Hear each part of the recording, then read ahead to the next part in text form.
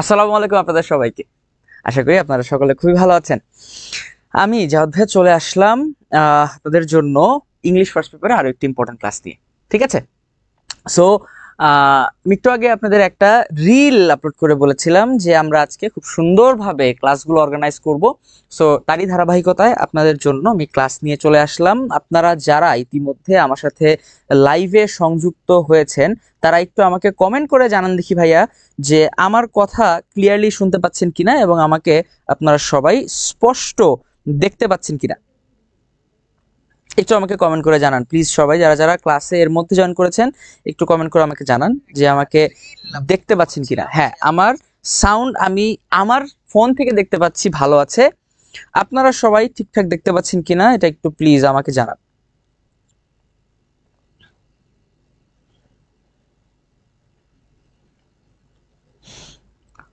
বুঝলাম না, আমাদের ক্লাসে আমি দেখতে পাচ্ছি 30 জন 36 জন আমাদের সাথে সংযুক্ত হয়েছে। আমি একটা কমেন্টও দেখতে পাচ্ছি না। কমেন্ট কোথায়? হ্যাঁ, এই যে সৈয়দা মার্জিয়া সুলতানা লিখছেন জি ভাইয়া clear, very good. Tarin Sultana লিখছেন আসসালামু আলাইকুম। আনসারি সালাম দিচ্ছেন।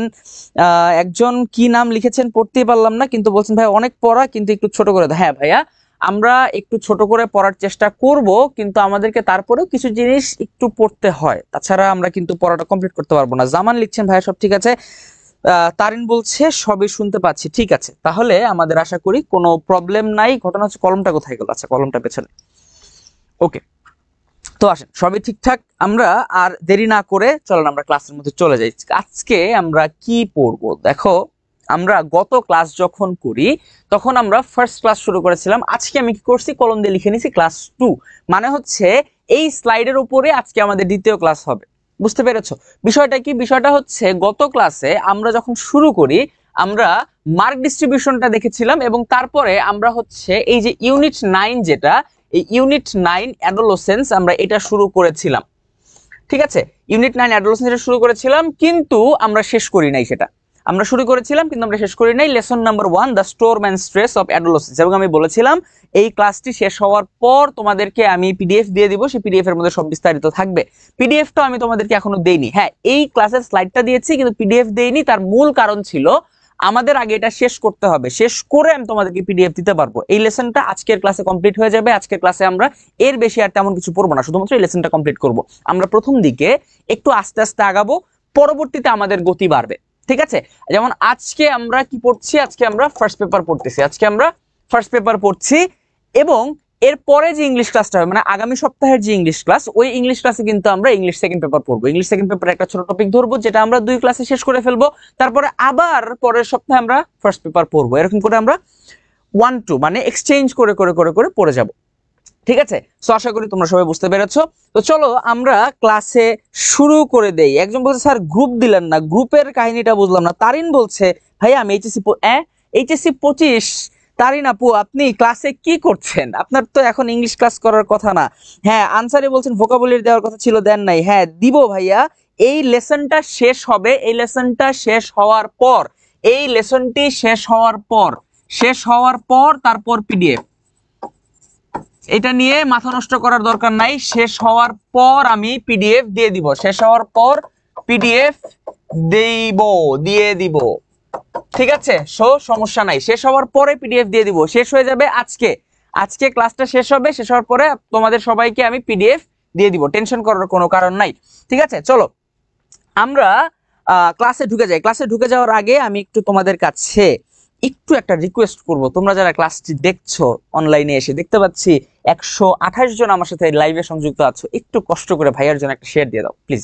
একটা শেয়ার দিলে হয় কি, আমাদের একটা কনফিডেন্স কাজ করে যে না ঠিক আছে, আমাদের যেই পড়াচ্ছি আমরা স্টুডেন্টদেরকে এটা মানুষের কাছে পৌঁছাচ্ছে।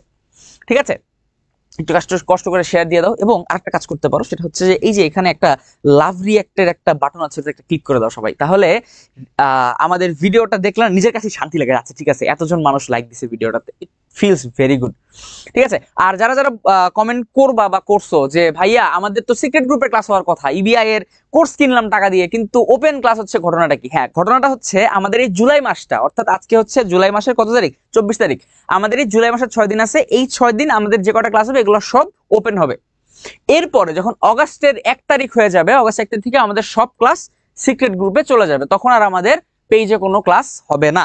ঠিক আছে, অতএব জুলাই মাসে আমরা সবাই ওপেন ক্লাস করবো, এডুকেটমের পেজ থেকে ক্লাস হবে, কিন্তু অগস্ট মাস থেকে আমরা সবাই সিক্রেট গ্রুপে চলে যাবো। সো তোমরা যারা যারা এখনো ভর্তি হও নাই তারা কিন্তু অগস্ট মাস থেকে আর এই ক্লাসগুলো করতে পারবা না যদি ভর্তি না হও। ভর্তি হয়ে গেলে তোমাদেরকে সিক্রেট গ্রুপে অ্যাড করে নেওয়া হবে, সিক্রেট গ্রুপে থেকে তোমরা আরাম করে ক্লাসটা করতে পারবা এবং এনি টাইম দেখতে পারবা। এবং আরেকটা বিশাল মজার জিনিস আছে, সেটা হচ্ছে উল্টাপাল্টা কমেন্টের যন্ত্রণা নাই।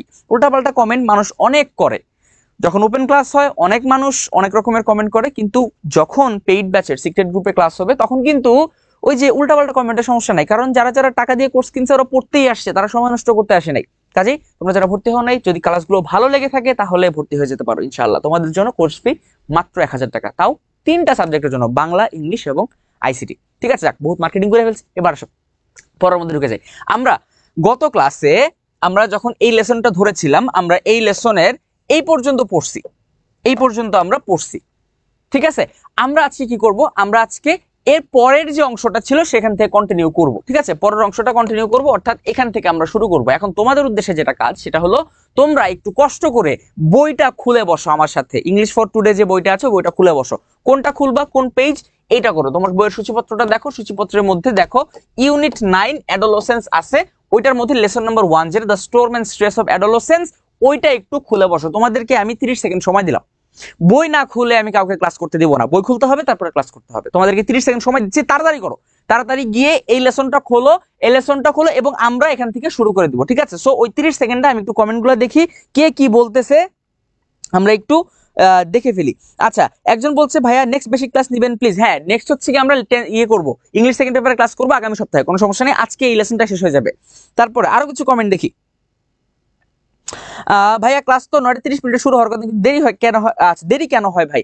খুবই দুঃখিত, আগে হাত জোর করে মাফ চেয়ে নিচ্ছি দেরি হওয়ার কারণে। ব্যাপারটা হচ্ছে আমাদের দুটো ক্লাস, হ্যাঁ দুটো ক্লাস, যেহেতু এই কারণে দেখা গেল কি যে ওই ক্লাস শুরু করতে দুইটা স্টুডিও কিন্তু রেডি করে আসতে হয়। তা আমার স্টুডিওটা আমি মোটামুটি রেডি করে আসছি, ওই স্টুডিওটার একটু ঝামেলা ছিল, তো দেখা গেল যে দুটো স্টুডিও রেডি করে ক্লাসে ঢুকতে লেট হয়ে গেছে, বাট চলে তো আসছি, সমস্যা নাই, টেনশন করার কোনো কারণে। আমরা এখন ক্লাস আবার রেগুলার গতিতে কন্টিনিউ করব। দেখি আর কি কি কমেন্ট আছে। একজন লিখছেন বই নাই, আল্লাহ কি ভয়ঙ্কর অবস্থা, বই নাই। আবার আরেকজন লিখছে বউ নাই, বই, আমি কাদের পড়াইতে আসছি। কেউ আছে বইয়ের ধান্দায়, কেউ আছে বউয়ের ধান্দায়। 27 ব্যাচের একজন বলছেন বই নেই, বই ছাড়া তো হবে না রে ভাইয়া, কারণ কি তোমরা স্লাইড দেখতে পাবা ভালো কথা, কিন্তু ওই স্লাইডে আমি কি পড়াচ্ছি ওটা যদি তোমার চোখের সামনে না থাকে তাহলে তো হবে না। এই যে অলরেডি রূপকথা, আশিক, তারপরে হচ্ছে আর কে, ফারজানা ইসলাম, সহায়ক, সহায়কও চলে এসেছে। আচ্ছা, ভেরি গুড। আচ্ছা, ওকে ডান, তার মানে ধরে নিচ্ছে আমাদের বই রেডি সবার সামনে, আমরা আর দেরি না করে চলে যাই সামনে। আচ্ছা, দোলা আক্তার বলছেন আস্তে বোঝান। ভাইয়া আস্তে বললে তো আপনার আবার বিরক্ত হয়ে যাবেন যে ভাইয়া এত আস্তে কেন কথা বলে, একটু জোরে কথা না বললে কি মজা লাগে ভাইয়া বলেন। আচ্ছা চলো তাহলে আমরা শুরু করে দিই। আমরা দেখি আজকে আমরা কোন জায়গা থেকে শুরু করব। পড়াটা আমরা একটু আস্তে যাব, কোনো অসুবিধা নেই, পড়াটাতে আমরা বেশি তাড়াহুড়া করব না। কথা বলে তাড়াহুড়ো করছি কারণ আমাদের পড়াশোনার মধ্যে ঢুকতে হবে। আমরা এখনো পড়াশোনা ঢুকতে পারিনি, ঘড়িতে বাজে 9:48, এখনো পড়াশোনার মধ্যে ঢুকতে পারিনি, প্রায় 9:30 পরে 20 মিনিট শেষ হয়ে যাচ্ছে। ওকে, এখান থেকে শুরু করতেছি। যাদের যাদের কাছে বই আছে তারা বই খুলেছো, বইয়ের এই অংশটাতে চলে যাও, আমরা এখান থেকে এখন পড়বো। এখান থেকে আমরা এখন পড়বো কি লিখেছে আমরা দেখি। বলছে দা বায়োলজিক্যাল ডিটারমিনেন্টস, বায়োলজিক্যাল মানে জৈবিক, বায়োলজিক্যাল মানে হলো জৈবিক, আর ডিটারমিনেন্টের বাংলা হলো নির্ধারক। আমাদের এই নির্ধারকের আরেকটা বিস্তারিত আলোচনা আমরা করব যখন সেকেন্ড পেপার পড়বো। ডিটারমিনেন্ট বলে একটা গ্রামাটিক্যাল আইটেম আছে। বায়োলজিক্যাল ডিটারমিনেন্টস অফ অ্যাডোলেসেন্স, বয়ঃসন্ধিকালের, আর ফেয়ারলি, ফেয়ারলি কথাটার বাংলা হচ্ছে মোটামুটি। ঠিক আছে, এই জিনিসটা তোমরা চাইলে একটু শিখে রাখতে পারো। ফেয়ারলি মানে হলো মোটামুটি, কিভাবে শিখে রাখবে আমি তোমাদেরকে বলি। বিষয়টা হচ্ছে, মনে করো তোমাকে জিজ্ঞেস করলো কি রে মামা তোর কি অবস্থা, তুমি উত্তর দিলা আসি রে মোটামুটি ভালোই আছি। তুমি যদি ইংরেজিতে বলতে চাও তাহলে তুমি বলতে পারো যে আই এম ফেয়ারলি ওকে, মোটামুটি ভালো। ঠিক আছে, সো এই শব্দটা শিখে রাখতে পারো। অ্যাডোলেসেন্স মানে বয়ঃসন্ধিকাল, আর ফেয়ারলি ইউনিভার্সাল, ইউনিভার্সাল কথাটার মানে হলো সার্বজনীন না সর্বজনীন। আচ্ছা, যে জিনিস তোমাদেরকে শিখাই এটা হচ্ছে তোমরা বাংলা ব্যাকরণে পাবা। বিষয়টা হচ্ছে এখানে দুটো শব্দ আছে, আমি বাংলা পড়ানোর কথা না বাট একটু বেয়াদবি করি। দুইটা শব্দ আছে, সেটা হলো একটা শব্দ হচ্ছে সার্বজনীন, আমরা সবাই যেটা দেখেছি এই যে এই একটা, ঠিক আছে, আর আরেকটা শব্দ হচ্ছে এটা সর্বজনীন। ঠিক আছে, এখন আমরা অনেকে আছি, তোমরা আমাকে বকা দিও না যে আপনি ইংলিশের টিচার আপনি বাংলা কেন পড়াইতেছেন। এই জিনিসটা একটু ক্লিয়ার করার দরকার, তোমাদের সেকেন্ড পেপারে লাগবে, নমন স্যার এই জিনিসটা তোমাদেরকে পড়াবে। সার্বজনীন মানে আমরা সবাই জানি যে এটা সবার জন্য প্রযোজ্য, ঠিক আছে, সবার জন্য প্রযোজ্য। আর সর্বজনীন শব্দটা আমরা উল্টা, সার্বজনীন মানে জানি সবার জন্য প্রযোজ্য, সর্বজনীন শব্দটা আমরা খুব বেশি শুনি না। আচ্ছা, এখন বিষয় হচ্ছে ঘটনাটা একটু উল্টা, মানে হলো সর্বজনীন মানে সবার জন্য প্রযোজ্য, ঠিক আছে, সবার জন্য প্রযোজ্য।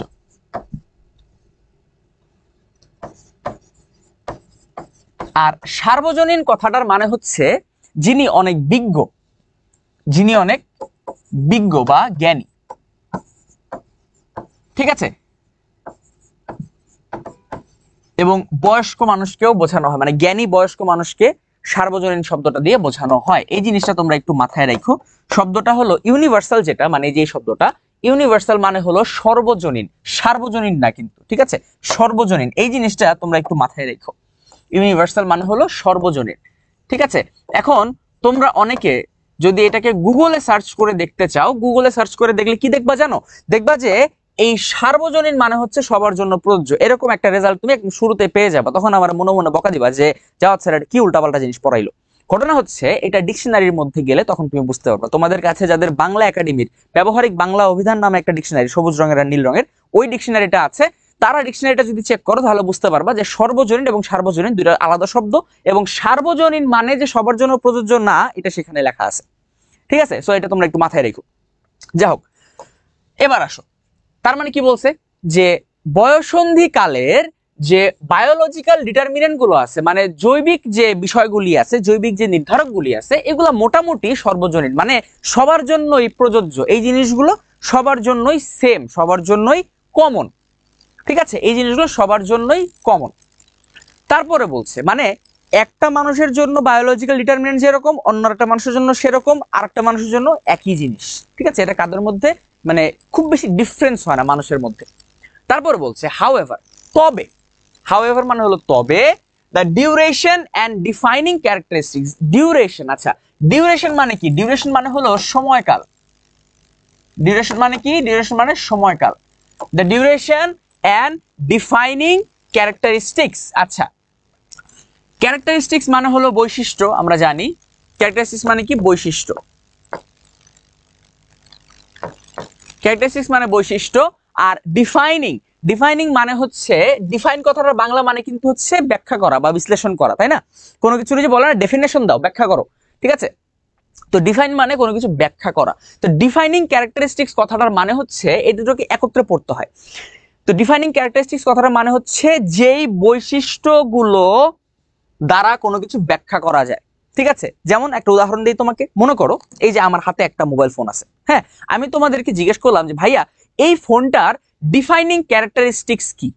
তখন তুমি আমাকে উত্তর দিবা যে ভাইয়া এই ফোনটা পেছনটা হচ্ছে একটা গোল ক্যামেরার মতো জিনিস আছে, ফোনের রংটা সবুজ, ঠিক আছে, এইটাই ডিফাইনিং ক্যারেক্টারিস্টিক্স। মানে এই যে ক্যারেক্টারিস্টিক্স বা বৈশিষ্ট্যগুলো বললাম আমি, এই বৈশিষ্ট্যগুলো আমি বলছি ফোনের আকার আকৃতি ব্যাখ্যা করার জন্য, ঠিক আছে, বা ফোনটাকে চেনার জন্য আমার কাজে লাগছে, এটা কি বলা হয়? ডিফাইনিং ক্যারেক্টারিস্টিক্স, ঠিক আছে। সো এখানে ডিফাইনিং ক্যারেক্টারিস্টিক্স মানে হচ্ছে যে কোনো বৈশিষ্ট্য যেটা দ্বারা বয়ঃসন্ধি কাল কি জিনিস বা সেটা কেমন সেটা ব্যাখ্যা করা যায়, ডিফাইনিং ক্যারেক্টারিস্টিক্স। আর ডিউরেশন মানে সময়কাল, মানে কত সময় ধরে আপনার বয়ঃসন্ধি কালটা হয় সেই সময়টার কথা বলছে, ঠিক আছে। এবং এই জিনিসটার একটা ঘটনা আছে, সেটা হচ্ছে কি বলছে এখানে, এই যে of this period may vary across time, cultures and socio-economic situations. মেঘ ডাকতেছে আকাশে, একটু পরে হয়তো ঝুম বৃষ্টি নামবে অথবা ঝড় হবে, কিছু একটা হবে, জাস্ট তোমরা দোয়া করো যাতে বিদ্যুৎ চলে না যায়। বিদ্যুৎ চলে গেলে আমাদের ক্লাসও বন্ধ হয়ে যাবে, তোমাদের আজকের ক্লাসটা হয়তো করা হবে না।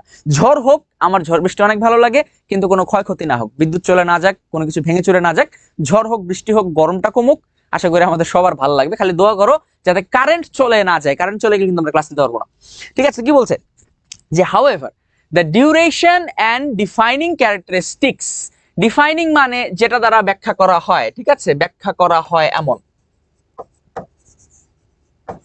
ব্যাখ্যা করা হয় এমন।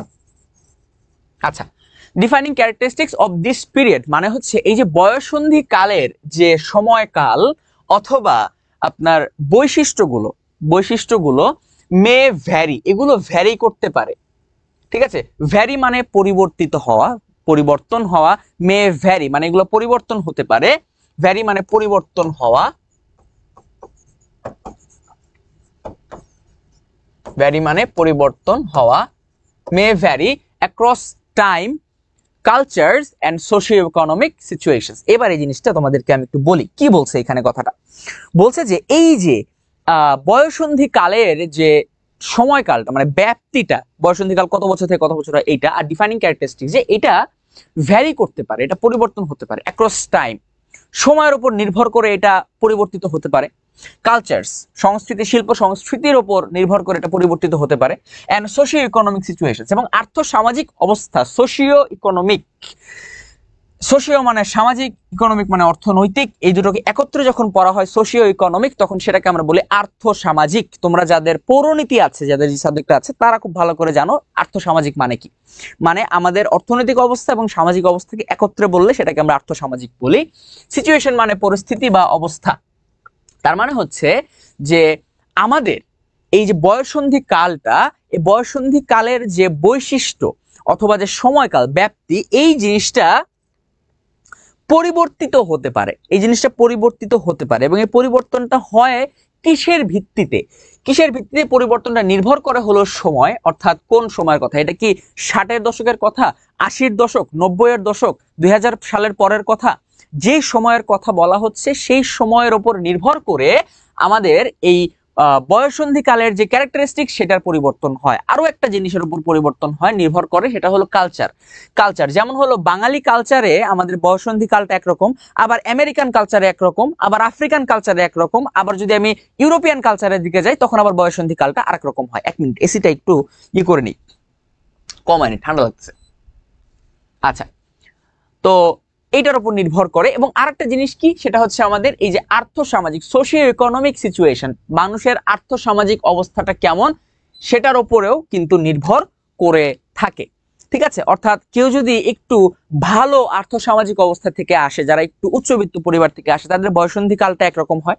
আবার যারা একটু মার্জিনাল ব্যাকগ্রাউন্ড থেকে আসে, একটু নিম্ন আর্থসামাজিক অবস্থা থেকে আসে, তাদের বয়ঃসন্ধি কালটা কিন্তু একটু ভিন্ন হয়।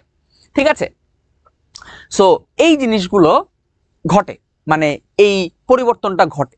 এখন বিষয় হচ্ছে এই যে পরিবর্তনটা ঘটে আমি বলে দিলাম, এটার প্রমাণ কি, কিভাবে ঘটতেছে সেটা আমরা পরের লাইনগুলোতে ব্যাখ্যা করব। দেখো কিভাবে বলছে, this period has seen many changes over the past century. ঠিক আছে, এই পর্যন্ত পড়ি। এই যে সময়টা, দিস পিরিয়ড মানে বয়ঃসন্ধি কালটা, এই পিরিয়ড বলতে বয়ঃসন্ধি কালের কথা বলছি, পিরিয়ড মানে তো সময়কাল আমরা জানি। This period has seen many changes over the past century. আমি তোমাদের দেখছি অনেকেই অসংখ্য কমেন্ট করছো, তোমাদের কমেন্ট আমি এখন দেখছি না, কারণ কমেন্ট দেখতে গেলে পড়ার মাঝখানে একটা ঘাটতি হয়, একটা ব্রেক পরে। আমি এই স্লাইডটা শেষ করে তোমাদের কমেন্টগুলো দেখবো, পাগল হয়েও না তোমরা, যারা যারা কমেন্ট করছো করে রাখো, আমি এই স্লাইডটা এই পর্যন্ত শেষ করে তারপর তোমাদের কমেন্টগুলো দেখবো, টেনশন করার কোনো কারণ নেই। বলছে দিস পিরিয়ড, এই সময়কালটা মানে বয়ঃসন্ধি কালটা, has seen many changes over the past century, মানে গত এক শতকে, সেঞ্চুরি মানে শতক, সেঞ্চুরি মানে কি, সেঞ্চুরি মানে হলো শতক। ঠিক আছে, মানে 100 বছরে এক সেঞ্চুরি হয় আর কি। কি বলছে যে গত এক শতকে এই বয়ঃসন্ধি কাল, এই বয়ঃসন্ধি কালের যে বৈশিষ্ট্য, যে গুণাবলী, এইটার মধ্যে অনেক চেঞ্জ এসেছে, অনেক চেঞ্জ এসেছে ওভার দ্য পাস্ট সেঞ্চুরি, মানে গত এক শতক জুড়ে, গত 100 বছরের মধ্যে অনেক চেঞ্জ হয়েছে। ঠিক আছে, এখন ওই চেঞ্জটা কিরকম সেটা আমরা দেখি। বলছে পিউবার্টি ফর এক্সাম্পল, উদাহরণস্বরূপ যদি আমি বয়ঃসন্ধি কাল শুরুর কথাটা বলি, বয়ঃসন্ধি কাল শুরুর কথাটা বলি, কামস আর্লিয়ার দ্যান বিফোর, এখন মানুষের বয়ঃসন্ধি কাল শুরু হয় আগে। ঠিক আছে, যেমন হয়তো একটা সময় দেখা যেত এরকম যে কিছু মানুষ যারা আগের দিনকার মানুষ, তাদের বয়ঃসন্ধি কালটা শুরু হইতো একটু দেরিতে, ধরো বয়সটা আর একটু বাড়লে 14-15 বছর হইলে হয়তো বয়ঃসন্ধি কাল শুরু হইতো, কিন্তু আমাদের এখন কিন্তু 8-9-10 বছর বয়স থেকে বয়ঃসন্ধি কালটা শুরু হয়ে যায়। ঠিক আছে, কামস আর্লিয়ার দ্যান বিফোর, আগের তুলনায় এখন একটু তাড়াতাড়ি শুরু হয়, তাড়াতাড়ি আসে। পিপল ম্যারি লেট, মানুষ বিবাহ করে দেরিতে, মানুষ যে বিবাহ বন্ধনে আবদ্ধ হয়, আগের দিনে মানুষের বিয়ে হয়ে যেত অনেক অল্প বয়সে, আমাদের বেশি দূরে যাওয়া লাগবে না, আমাদের শুধু নানা নানি দাদা দাদিদের কথা চিন্তা করলে জিনিসটা ক্লিয়ার হয়ে যাবে। তাদের বিয়ে হয়তো কত বছর বয়সে, 7 বছর, 8 বছর, 10 বছর, সর্বোচ্চ 12-14 বছর বয়সে এদের বিয়ে হয়ে যেত। আর এখন একটা ছেলে মেয়ের বিয়ে হইতে অ্যাটলিস্ট ন্যূনতম 25 বছর লাগে, 25 বছরে গিয়ে তারপরে এটা বিয়ে শাদী করে। সো এই যে পরিবর্তনটা হচ্ছে, এটাও কিন্তু বয়ঃসন্ধিকালের এক ধরনের পরিবর্তন, বিয়ে শাদী হয় দেরিতে। তারপরে বলছে and their sexual attitudes and behaviors are different from their grandparents or even parents। বিশাল বড় সেন্টেন্স, কি বলছে? and their sexual attitudes, অর্থাৎ তাদের যে যৌন আচার আচরণটা থাকে, যৌন আচার আচরণটা যেরকম এই জিনিসটা, এবং বিহেভিয়ার, অ্যাটিটিউড এবং বিহেভিয়ার মোটামুটি একই ধরনের শব্দ। আচার আচরণে আমরা বলবো, ধরো একটাকে বলতে পারো আচার, একটাকে বলতে পারো আচরণ, একই জিনিস। অ্যাটিটিউড এবং বিহেভিয়ার একই জিনিস। আমরা কিন্তু মাঝে মাঝে তোর অ্যাটিটিউড খারাপ বা তোর বিহেভিয়ার খারাপ, একই। ঠিক আছে, আবার অ্যাটিটিউডের আরেকটা অর্থ আছে, সেটা হচ্ছে দৃষ্টিভঙ্গি। ঠিক আছে, যে তোমার এটার প্রতি অ্যাটিটিউডটা কেমন, বা ওর অ্যাটিটিউড আমার পছন্দ হয় নাই, ঠিক আছে, দৃষ্টিভঙ্গিও বোঝায়। বা আরো কি বলা যায়, যেমন কারো মানসিকতাও বোঝায়, অ্যাটিটিউড দ্বারা মানসিকতাও বোঝানো হয়, তবে সাধারণত আমরা আচার আচরণটাই বুঝি। আচ্ছা, sexual attitudes and behaviours are different, এবং ঘটনা হচ্ছে মানুষজনের এখনকার যে যৌনগত বৈশিষ্ট্যগুলো, এগুলো হচ্ছে একটু ভিন্ন। কাদের তুলনায় ভিন্ন?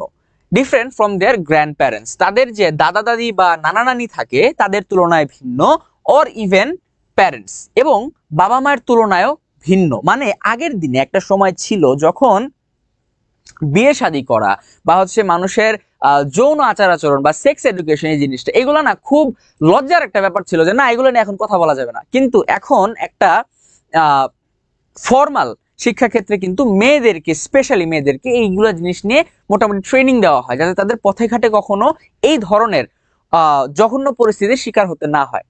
আগের দিনে এই জিনিসটা ছিল না। আগের দিনে যদি কারো উপরে এরকম নির্যাতনও করা হইতো, এটাকে মুখ বুজে সহ্য করা লাগতো। তার কারণ হচ্ছে যে এগুলা নিয়ে কথা বলা যাবে না, এগুলো লজ্জার ব্যাপার। কিন্তু এখন কথা হচ্ছে লজ্জা নয়, জানতে হবে। তো এই জিনিসটা পরিবর্তন হচ্ছে, আমাদের আচার আচরণগুলো, দৃষ্টিভঙ্গি পরিবর্তন হচ্ছে।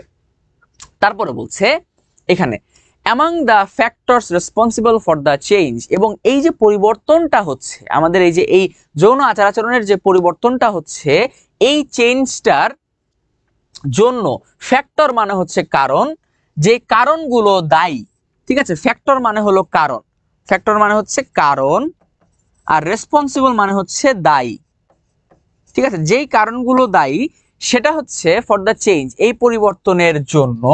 আর এডুকেশন, শিক্ষা আগে ছিল না বিধায় এই জিনিসগুলো ছিল না, মানে এই আচার আচরণ বা এই মানসিকতা, দৃষ্টিভঙ্গি ছিল না। শিক্ষার ফলে এই যে পরিবর্তনটা হচ্ছে।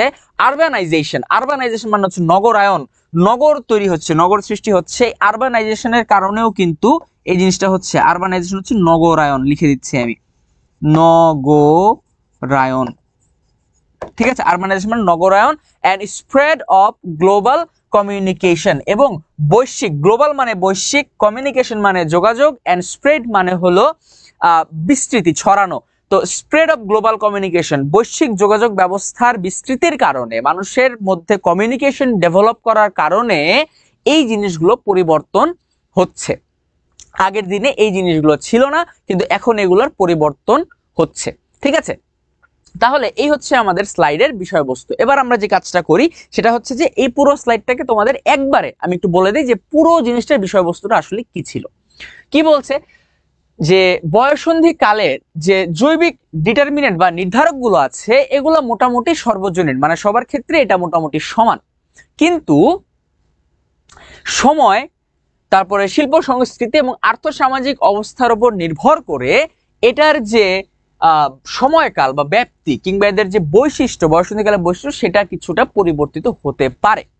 গত 100 বছরের তুলনায় এই বয়ঃসন্ধিকালের অনেক পরিবর্তন হয়েছে। 100 বছর আগে যেরকম ছিল, 100 বছর পরে এসে এখন আর ওইরকম নাই।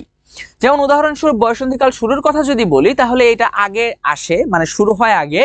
পিপল ম্যারি লেট, মানুষ বিয়ে করে দেরিতে, এবং মানুষের যৌন আচার আচরণ তাদের বাবা মা বা দাদা দাদি, নানা নানির তুলনায় অনেকটা ভিন্ন।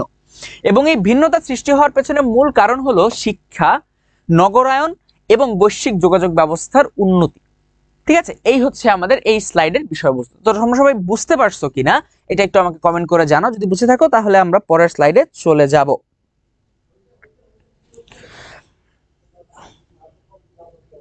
ওরে বাবারে, 186টা কমেন্ট জমছে। তোমরা একটু কমেন্ট করে জানাও যে বুঝতে পারছো কিনা। আমি তোমাদের কমেন্টটা চট করে 10 সেকেন্ডে একটু দেখে ফেলি। হ্যাঁ, ওকে। রেশমি আক্তার মিম বলছেন, ভাইয়া একটু ধীরে বুঝান, বেশি জোরে হয়ে যাচ্ছে কিনা এটা একটু কাইন্ডলি আমাকে বলবেন। যদি বেশি হয় তাহলে আর একটু স্লো করে যাব, কোনো সমস্যা নাই। আচ্ছা, আর কোথায় একজন বলছেন ওয়ার্ড মিনিং এর পিডিএফটা দিয়েন, তালহা বলছেন হ্যাঁ দিয়ে দিব, কোনো সমস্যা নেই। এই স্লাইডটা আজকে শেষ হয়ে যাবে, মানে এই লেসনটা শেষ হয়ে গেলে তোমাদেরকে দিয়ে দিব ভাইয়া, কোনো সমস্যা নাই। আচ্ছা, তারপরে হচ্ছে অনেকেই বলছেন আসতে পড়ান। হ্যাঁ, আসতেই যাওয়ার চেষ্টা করছি, তোমরা একটু ধৈর্য ধরো। পিউবার্টি মানে বয়সন্ধিকাল একজন কমেন্ট করছেন। তারপরে হচ্ছে এই তো, আচ্ছা যাক, সবাই বুঝতে পেরেছেন আশা করি। চমৎকার, তাহলে আমরা পরের স্লাইডে চলে যাচ্ছি। আমি একটু দ্রুত যাচ্ছি কেন আমি তোমাদেরকে বলি। তোমাদের প্রথমে মনে হতে পারে যে ভাই এত দ্রুত কেমনে যাইতেছে, এত দ্রুত কিছু বুঝতেছি না, এত দ্রুত করে লাভ নাই। ভাইয়া পড়তে হবে, কেন জানো? আমি যদি বেশি স্লো করে ফেলি তাহলে তোমাদের ব্রেইন এটাতে অভ্যস্ত হয়ে যাবে যে হ্যাঁ জাওয়াত ভাই তো রিল্যাক্সেই পড়ে, আসতে পড়ে, আচ্ছা আস্তে আস্তেই ক্লাস করি, সমস্যা নেই। এটা করলে কি হবে জানো? পরবর্তীতে লাস্টের দিকে গিয়ে যখন দেখবা যে সিলেবাস শেষ হয়নি, তখন মাথায় হাত পড়ে যাবে, হায় হায় সিলেবাস তো শেষ হয়নি। ইংলিশের সিলেবাস কিন্তু অনেক বড়, ফার্স্ট পেপার সেকেন্ড পেপার দুইটা সিলেবাস। আমাদের কি করতে হয়? একটু দ্রুত না গেলে শেষ করতে পারবো না। আবার একটা সিম্পল জিনিস বুঝো, মনে করো যে আমি কি করলাম, যে এক ক্লাসে এক টপিক শেষ করব, এরকম করে আমি সিলেবাস কমপ্লিট করে দেওয়ার চিন্তা করলাম। কিন্তু দেখা গেল একটা ক্লাসেরই দৈর্ঘ্য হয়ে গেল 2 ঘন্টা, 2.5 ঘন্টা, 3 ঘন্টা হয়ে গেল। চিন্তা করে দেখো তো, 2-3 ঘন্টা একটানা যদি খালি ইংলিশই পড়ো, মাথার মধ্যে আর কিছু ঢুকবে? মাথা নষ্ট হয়ে যাবে না? স্ক্রিনের দিকে একটানা তাকায় আছো, কতক্ষণ ভালো লাগে, বিরক্ত হয়ে যাবে একটু পরে। এই কারণে কি করি, তাড়াতাড়ি যাচ্ছি। তাড়াতাড়ি গেলে কি হবে, তাড়াতাড়ি পড়াটা শেষ হবে, তাড়াতাড়ি রিভিশন দিতে পারবো, তাড়াতাড়ি খাইতে পারবো, তাড়াতাড়ি ঘুমাইতে পারবো, তাড়াতাড়ি সবকিছু করতে পারবো।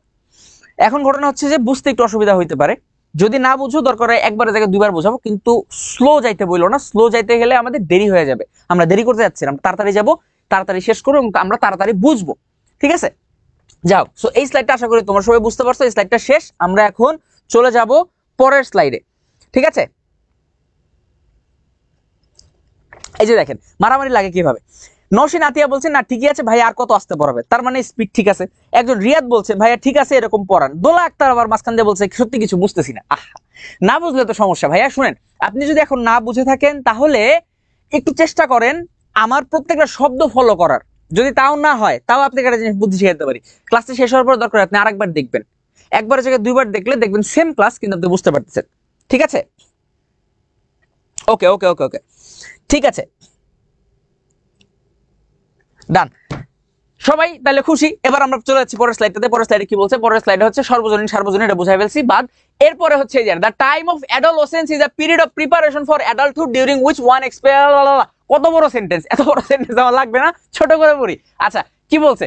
The time of adolescence is a period. আচ্ছা এই যে এটুকু আগে পড়ি, কি বলছে? টাইম অফ অ্যাডোলসেন্স, টাইম মানে সময়, অ্যাডোলসেন্স মানে বয়সন্ধিকাল, পিরিয়ড মানে হচ্ছে সময়কাল, মানে হচ্ছে বয়সন্ধিকালের সময়টা এমন একটি সময়, বয়সন্ধিকালের সময়টা হচ্ছে এমন একটি সময় যেখানে অফ প্রিপারেশন, এখানে প্রস্তুতি নেওয়া হয়। এই সময়টাতে বয়সন্ধিকালে কি করা হয়? প্রস্তুতি নেওয়া হয়। প্রিপারেশন মানে প্রস্তুতি। আমরা বলি পরীক্ষায় তোমার প্রিপারেশন কেমন, বলি যে মামা ভালো না। পরীক্ষার হলে আবার অনেক লেখা আসে, যারা যারা হচ্ছে গিয়া সকালবেলা এসে বলে মামা কিচ্ছু পড়ি নাই, তারা দেখবেন সবচেয়ে ভালো পরীক্ষা দেয়। এদেরকে আমার পছন্দ হয় না। Is a preparation for adulthood, preparation for একটা কিছুর জন্য প্রস্তুতি, কিসের জন্য? ফর মানে জন্য, preposition. Preparation for adulthood, adulthood মানে প্রাপ্ত বয়স্ক কাল। কি বলছে? প্রাপ্ত বয়স্ক কাল। তাহলে বয়সন্ধি কাল হচ্ছে এমন একটা সময় যে সময় আমরা প্রাপ্তবয়স্ক কালের প্রস্তুতি নেওয়া শুরু করি। কি করি? প্রাপ্তবয়স্ক কালের প্রস্তুতি নেওয়া শুরু করি। ডিউরিং হুইচ, যে সময়ে, ডিউরিং হুইচ মানে যে সময়ে ওয়ান এক্সপেরিয়েন্সেস, একজন মানুষ এক্সপেরিয়েন্স করে। এক্সপেরিয়েন্স মানে অভিজ্ঞতা লাভ করা। এখানে ঘটনা আছে, এই জায়গাটা একটু ইন্টারাপ্ট করি তোমাদেরকে, শব্দটা একটু খেয়াল করো। এক্সপেরিয়েন্স, হ্যাঁ আমি একটু লিখি, এই যে এক্সপেরিয়েন্স। এক্সপেরিয়েন্সের অর্থ দুইটা, একটা হইলো অভিজ্ঞতা, একটা হইলো অভিজ্ঞতা, আর আরেকটা হইলো অভিজ্ঞতা লাভ করা। অর্থাৎ শব্দ একই, অর্থ দুইটা। একটা হইলো নাউন, এক্সপেরিয়েন্স মানে অভিজ্ঞতা, এটা হচ্ছে নাউন, আর আরেকটা হচ্ছে ভার্ব, অভিজ্ঞতা লাভ করা। ঠিক আছে, সো এইখানে আমাদের এটা কি? ওয়ান এক্সপেরিয়েন্সেস, যেহেতু ইএস লাগাই দিছে, নাউনের সাথে কখনো এরকম এস বা ইএস যুক্ত হয় না, তার মানে হচ্ছে এটা আমার ভার্ব হিসেবে ব্যবহৃত হয়েছে। তাহলে এখানে এক্সপেরিয়েন্সেস অর্থ হইলো অভিজ্ঞতা লাভ করে, ওয়ান মানে একজন। ডিউরিং হুইচ মানে বয়সন্ধিকালের ওই সময়টাতে একজন অভিজ্ঞতা লাভ করে, মানে একটা মানুষ অভিজ্ঞতা লাভ করে। সেভারেল কি ডেভেলপমেন্টস, কিছু কি গুরুত্বপূর্ণ, কি মানে গুরুত্বপূর্ণ, এখানে কি পয়েন্ট বলে না, বলে যে কি পয়েন্ট গুলা মনে রাখো, গুরুত্বপূর্ণ পয়েন্ট। তাহলে কি মানে হচ্ছে গুরুত্বপূর্ণ, সেভারেল মানে বেশ কিছু, ডেভেলপমেন্ট মানে হলো উন্নতি। তাহলে পুরোটা আমি একবার পড়ি, কি বলছে? The time of adolescence is a period of preparation for adulthood during which one experiences several key developments। অর্থাৎ বয়সন্ধি কালটা হলো এমন একটা সময় যে সময়ে আমরা প্রাপ্তবয়স্ক কালের প্রস্তুতি শুরু করি, ডিউরিং হুইচ যে সময়ে একটি মানুষ সে অভিজ্ঞতা লাভ করে বেশ কিছু গুরুত্বপূর্ণ উন্নতির ব্যাপারে, মানে সেভারেল কি ডেভেলপমেন্টের এক্সপিরিয়েন্স সে লাভ করে, যে ঠিক আছে বড় হইলে আমার এই এই জিনিসগুলো হবে, তৈরি হবে। যেমন আমি মানুষের কথাবার্তা আরো ভালো বুঝতে শিখবো, আমার আরো ম্যাচিউরিটি আসবে, আমি হচ্ছে কিভাবে একটা পরিবার চালাইতে হয় আমি সেটা শিখবো, কিভাবে হচ্ছে মানুষের সাথে সম্পর্ক মেনটেন করতে আমি সেটা শিখবো। এই উন্নতিগুলো মানুষের হয়, ঠিক আছে। তারপরে বলছে বিসাইডস, পাশাপাশি, কিসের পাশাপাশি? Besides physical and sexual maturation. অর্থাৎ ফিজিক্যাল মানে শারীরিক, মানে এই যে মানুষ বড় হচ্ছে সাইজে, মুখে দাড়ি উঠতেছে, শরীর একটু হচ্ছে মোটা কাটা হয়ে যাইতেছে, গলা ভেঙে যাইতেছে, এগুলো হচ্ছে ফিজিক্যাল ম্যাচিউরেশন। আর সেক্সুয়াল ম্যাচিউরেশন মানে সে হচ্ছে প্রজননগত স্বাস্থ্য, যেটা মানে সে একটা সন্তান জন্ম দান করার জন্য তৈরি, এটাকে বলে সেক্সুয়াল ম্যাচুরেশন। ম্যাচুরেশনের বাংলা হলো পরিপক্কতা। কি? পরিপক্কতা, ঠিক আছে, পরিপক্কতা। বানান ভুল করে লিখলাম কিনা জানি না, ভুল হইলে মিলাই নিও। আচ্ছা, beside physical and sexual maturation মানে হচ্ছে শারীরিক এবং যৌনগত পরিপক্কতার পাশাপাশি দিস এক্সপেরিয়েন্সেস, মানে এই যে অভিজ্ঞতাগুলো, দেখো this experiences include movement toward social and economic independence. এই যে অভিজ্ঞতাগুলো, এই অভিজ্ঞতাগুলোর মধ্যে ইনক্লুডেড মানে অন্তর্ভুক্ত, ইনক্লুড মানে অন্তর্ভুক্ত, কি অন্তর্ভুক্ত আছে? ইনক্লুড মানে অন্তর্ভুক্ত, এটা লিখে দিই নাহলে ভুলে যাবা। অন্তর্ভুক্ত, আচ্ছা অন্তর্ভুক্ত আছে, কি অন্তর্ভুক্ত আছে? Movement toward social and economic independence. দেখো খুবই গুরুত্বপূর্ণ একটা জিনিস, এই কথাটা মাত্রই আমি বলছি যে মানুষের যে ফিজিক্যাল এবং সেক্সুয়াল ম্যাচুরেশন হয় এটা তো অটোমেটিক্যালি হয়ে যাচ্ছে, এটা তো কেউ কারো করে দিতেছে না, নিজে নিজে হচ্ছে প্রাকৃতিক ব্যাপার। এছাড়াও আরেকটা জিনিস কি হয় এখানে, এই এক্সপেরিয়েন্সের মধ্যে, এই অভিজ্ঞতার মধ্যে আরেকটা জিনিস অন্তর্ভুক্ত আছে, সেটা হচ্ছে movement toward social and economic independence. মানে হচ্ছে সামাজিক এবং অর্থনৈতিক যে স্বাধীনতা, অর্থনৈতিক এবং সামাজিক স্বাধীনতার দিকে এই মুভমেন্ট মানে এই ধাবমান হওয়ার যে বিষয়টা, এই জিনিসটাও বয়সন্ধি কালের মধ্যে মানুষ শিখে ফেলে। মানে হচ্ছে কিরকম, তোমাকে একটা সিম্পলি বুঝাই। মনে করো তুমি যখন ছোট ছিলা তখন তোমার বাবা অথবা মা তোমাকে হাত ধরে ধরে স্কুলে নিয়ে যেত। যখন তুমি একটু বড় হয়ে গেলা, দেখা গেল তোমার বাবা মার একটু বয়স হয়ে গেছে, তারা এখন চাইলেও হাঁটতে পারে না, হয়তো হাঁটুতে ব্যথা বা কোমরে ব্যথা, কোনো একটা সমস্যা, তো তোমার কি করতে হচ্ছে? নিজে নিজে হেঁটে হেঁটে স্কুলে যাওয়া লাগতেছে। তো এই যে তোমার এক্সপিরিয়েন্সটা ডেভেলপ করলো যে ঠিক আছে একটা সময় বাবা মা আমাকে ধরে স্কুলে নিয়ে যাইতো, এখন আমি নিজে হেঁটে স্কুলে যাই, এই যে ডেভেলপমেন্টটা, এটাই হচ্ছে আমাদের এই বয়সন্ধি কালের একটা শিক্ষা, একটা ডেভেলপমেন্ট। যেমন ধর আরেকটা সুন্দর এক্সাম্পল দেই, যদি কখনো এরকম হয়, আমি চাই না কখনো এরকম হোক, কিন্তু যদি এরকম কারো হয় যে আমাদের মধ্যে অল্প বয়সী একটা মানুষ যে কিনা বড় হওয়ার পর দেখা গেল তাকে এখন ইনকাম করতে হবে, সে ইনকাম না করলে তার ফ্যামিলি চলতেছে না, তখন কি হয়? তখন সে বাধ্য হয়ে ইনকামের রাস্তায় নামে। সে হয়তো কোনো চাকরি করে, সে হয়তো একটা ব্যবসা দেয়, বা সে কিছু একটা করে যেখান থেকে কিছু টাকা পয়সা আসে, সে তার ফ্যামিলিকে চালাতে পারবে। এরকম কিন্তু অনেক হয়, আমাদের দেশে এরকম আছে। সো বিষয়টা একটা জিনিস চিন্তা করো, এই যে সে এই চাকরি জীবনের মধ্যে ঢুকে গেল বা ইনকামের মধ্যে সে ঢুকে গেল, এই জিনিসটা কিন্তু তাকে হাতে ধরে ধরে কেউ শিখাবে না, তাকে এটা নিজে নিজে শিখতে হয়, ঠিক আছে। যখন সে এই জিনিসটা শিখে তখন কিন্তু সে প্রাপ্ত বয়স্ক কালের দিকে ধাবিত হয়ে যায়। আবার কিছু মানুষ এরকম আছে যাদের বয়স এখনো 18 হয় নাই, কিন্তু তারপরেও সে ইনকাম করতেছে। তোমরা যারা রাস্তায় পথ শিশু দেখতে পাও, পথ শিশুদেরকে নিয়ে আমাদের তাবিব ভাইয়া কাজ করেন, তো উনার থ্রুতে আমরা দেখছি যে পথ শিশুরা এরকমও আছে 10 বছর 12 বছর 13 বছর, এরা কি করছে? এরা ইনকামের রাস্তায় নেমে গেছে। হয় কি হয়েছে, তারা হয়তো লেগুনার হেল্পার, অথবা তারা কোনো হোটেলের ওয়েটার, বা তারা কোনো একটা অড জব করতেছে তাদের ফ্যামিলি চালানোর জন্য, এরকম কিন্তু হয়, ঠিক আছে। এবং এটা তারা বাধ্য হয়ে করতেছে, কিন্তু তাদের কিন্তু এমন না যে শখে করতেছে, এটা না করলে না খেয়ে থাকতে হবে তাই তারা করে। তো এই যে এই জিনিসগুলো ঘটে, এগুলাই কিন্তু আমাদের সোশ্যাল এবং ইকোনমিক ইন্ডিপেন্ডেন্স, মানে সামাজিক এবং অর্থনৈতিক স্বাধীনতা। এখন তুমি বলতে পারো যে ভাইয়া তাহলে কি এটা শুধুমাত্র যারা এরকম কি বলে অর্থনৈতিকভাবে একটু দুর্দশা জনিত তাদের জন্য নাকি? বিষয়টা সেরকম না, সবার জন্য এটা প্রযোজ্য। কিরকম? যেমন ধরো সিম্পলি বোঝাই, মনে করো যে এই যে ইকোনমিক ইন্ডিপেন্ডেন্সের ব্যাপারটা আমি তোমাকে একটু বলি। মনে করো তুমি একটু বড় হইছো, বড় হওয়ার পরে তুমি এখন সেই ক্লাস 11 বা 12 পড়ো, ঠিক আছে, মানে ইন্টারমিডিয়েট ফার্স্ট ইয়ার অথবা সেকেন্ড ইয়ারে পড়ো। বিষয়টা হচ্ছে তোমাকে বাসা থেকে কোথাও যাইতে দেয় না, ঠিক আছে, কি এক যন্ত্রণা। তো তুমি কি করলা, যে তুমি একটু বিদ্রোহ করলা যে না আমি যাব, কোনো জায়গাটা ঘুরতে যেতে হবে, আমি যাবো। তো রাগারাগি করে বা একটু ভাবটা দেখা বাসা থেকে বের হয়ে গেল, বন্ধুদের সাথে ঘুরতে গেলা। ঘটনা হচ্ছে টাকা কই, টাকা তো লাগবে, টাকা ছাড়া ঘুরতে যাওয়া তো যাবে না। কি হয় এই জন্য, আচ্ছা ঠিক আছে, তাহলে এখন কি করতে হবে, ইনকাম করতে হবে। তো আমাদের কিছু ফ্রেন্ড আছে যারা কি করতো, ওরা হচ্ছে ইন্টারমিডিয়েটে যখন পড়ে তখন 6, 7, 8, 9 স্টুডেন্টদেরকে পড়াইতো, ওই নিয়ে কিছু টাকা আসতো, তারপর ওরা তারা ঘুরতে যেত। তো আলটিমেটলি কি হচ্ছে, তারা কিন্তু এখন হ্যাঁ পরিবার হয়তো চালাচ্ছে না, কিন্তু কিভাবে অর্থনৈতিক স্বাধীনতা লাভ করা যায় এটা কিন্তু তারা শিখে ফেলছে। তারপরে এই যে সামাজিক স্বাধীনতার কথাটা, যেটা সোশ্যাল ইন্ডিপেন্ডেন্স, এটা হচ্ছে ওই যে একটু আগে বললাম যে আগে বাবা মা হাত ধরে স্কুলে নিয়ে যেত, এখন নিজেকে যাইতে হয়। বা আগে কোনো জায়গাতে গেলে বাবা মাকে নিয়ে যেতাম, যে আমার একটু ভয় লাগতেছে, বাবা মা থাকলে আমি একটু সাহস পাবো, সেই কাজগুলো এখন আমার নিজেকে একা একা করতে হচ্ছে।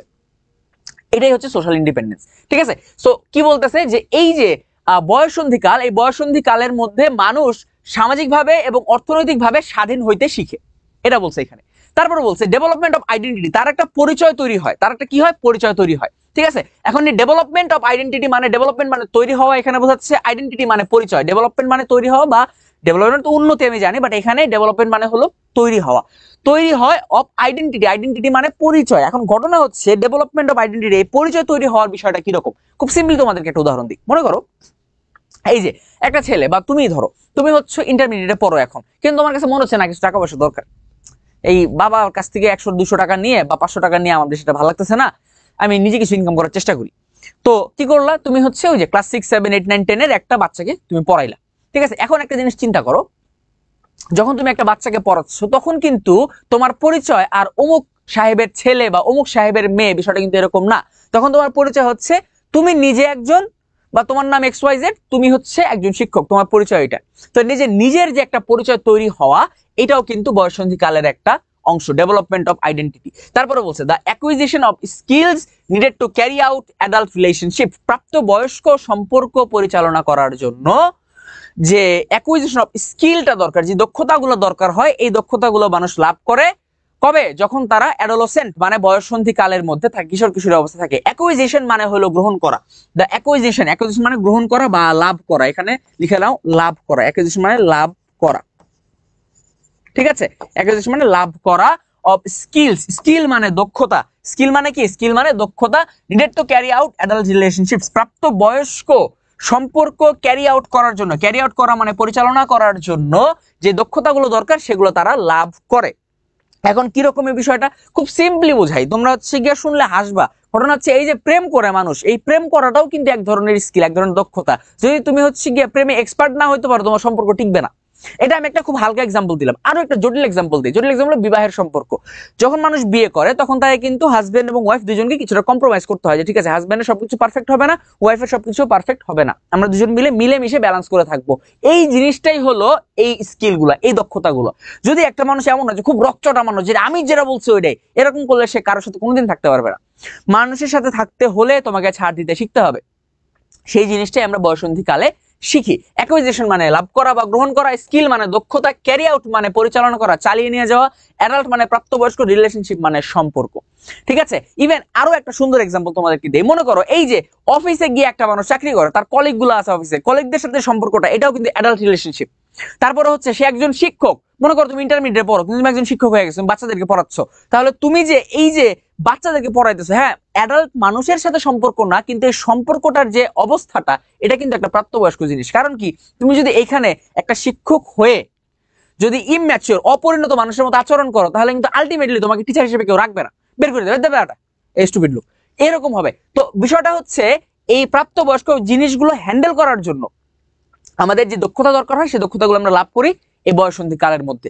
তারপরে বলছে এন্ড রোলস, রোল মানে হচ্ছে কিছু দায়িত্ব, ভূমিকা, relationship and roles and the capacity for abstract reasoning, এবং আমরা যুক্তি দিয়ে কোনো কিছু বিচার করতে শিখি, আমরা যুক্তি দিয়ে কোনো কিছু বিচার করতে শিখি। আচ্ছা, এখন অ্যাবস্ট্রাক্ট রিজনিং, অ্যাবস্ট্রাক্ট মানে হচ্ছে যেটাকে ধরা ছোঁয়া যায় না, ঠিক আছে। এখন মনে করো যে এই যে মানুষ যুক্তি দিয়ে কথা বলে, যুক্তি কি দেখা যায়, যায় না, যুক্তি কি ধরা যায়, যায় না, যুক্তি কি করতে হয়, যুক্তি বুঝতে হয়, যুক্তি ফিল করতে হয়, যে ঠিক আছে ওইটা বলছে, এটা একটা রিজনেবল কথা। এই জন্য অ্যাবস্ট্রাক্ট রিজনিং মানে যুক্তি বিশ্লেষণ। এখন এই অ্যাবস্ট্রাক্ট রিজনিং এর ব্যাপারটা কি সেটা একটু বলি। মনে করো যে তুমি একটা সাইকেল কিনছো, সাইকেল কেনার পর তুমি সাইকেল নিয়ে হাইওয়ের মধ্যে বিশাল বিশাল গতিতে চালাইতেছো, একদম উড়ে যেতেছো সাইকেল নিয়ে। ঘটনা হচ্ছে তুমি যখন সাইকেলটা চালাচ্ছ তখন তোমার এটা বুঝতে হবে যে সাইকেলের চাইতে দ্রুতগতি সম্পন্ন যানবাহন ওই হাইওয়ের মধ্যে আছে।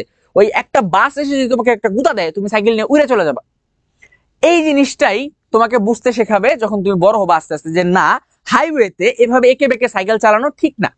সাইকেল একটা ছোট যানবাহন, এটাকে চালাতে হবে ছোট জায়গার মধ্যে, মানে শহরের ভেতরে, শহরের বাইরে, হাইওয়েতে না। এটা ছোট এক রাস্তার মধ্যে যেখানে বড় বাস, গাড়ি ঘোড়া, ট্রাক এগুলো চলে না, এই সমস্ত জায়গাতে সাইকেল চালাতে হয়। এটাই অ্যাবস্ট্রাক্ট রিজনিং। তারপরে ধরো মনে করো এরকম খুব সিম্পল একটা জিনিস, তোমার ছোটবেলায় ইয়ে করতে ভালো লাগতো, ওই বালি দিয়ে খেলতে ভালো লাগতো, বা কাদামাটি দিয়ে খেলতে ভালো লাগতো, আটা দিয়ে খেলতে ভালো লাগতো। তুমি যখন একটু বড় হইলে তখন তোমার মনে হলো যে না, এই জিনিসগুলো দিয়ে খেললে আসলে খুব বেশি লাভ নেই। কেন?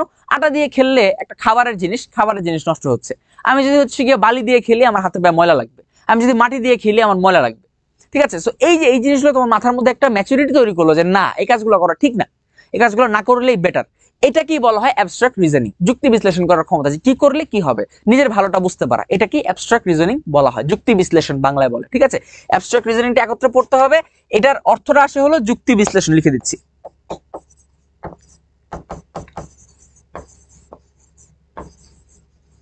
যুক্তি বিশ্লেষণ। ঠিক আছে? তারপরে বলছে while adolescence is a time of tremendous growth, যদিও অ্যাডোলেসেন্স ইজ আ টাইম, বয়সন্ধিকাল হচ্ছে এমন একটি সময় অফ ট্রেমেন্ডাস মানে হলো ব্যাপক, প্রচুর পরিমাণে ব্যাপক গ্রোথ, অর্থাৎ ব্যাপক বৃদ্ধি, প্রচুর বা ব্যাপক। ঠিক আছে? Adolescence is a time of tremendous growth, প্রচুর বৃদ্ধি হয়। অ্যান্ড পটেনশিয়াল মানে হচ্ছে সম্ভাবনা। বলে না এই ছেলেটার মধ্যে সম্ভাবনা আছে, এই ছেলেটা অনেক কিছু করবে ভবিষ্যতে, ওটাকে বলা হচ্ছে পটেনশিয়াল মানে সম্ভাবনা। Tremendous growth and potential. যদিও বয়সন্ধি কাল হচ্ছে ব্যাপক বৃদ্ধির সময় এবং সম্ভাবনাময় একটা সময়, it is also a time of considerable risk.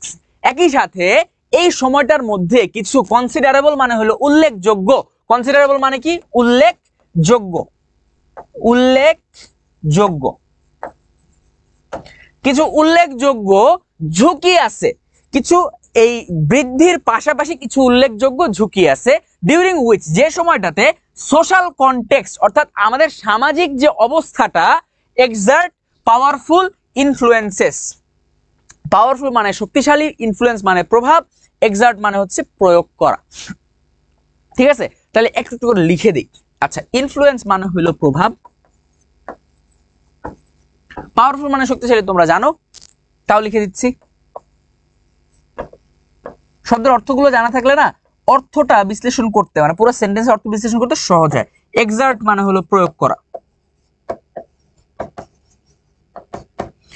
তারপরে সোশ্যাল কনটেক্সট, সামাজিক অবস্থা।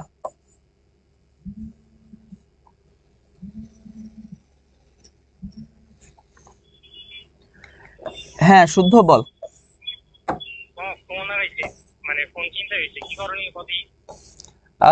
ইতে যা, ফোনের বক্স আছে,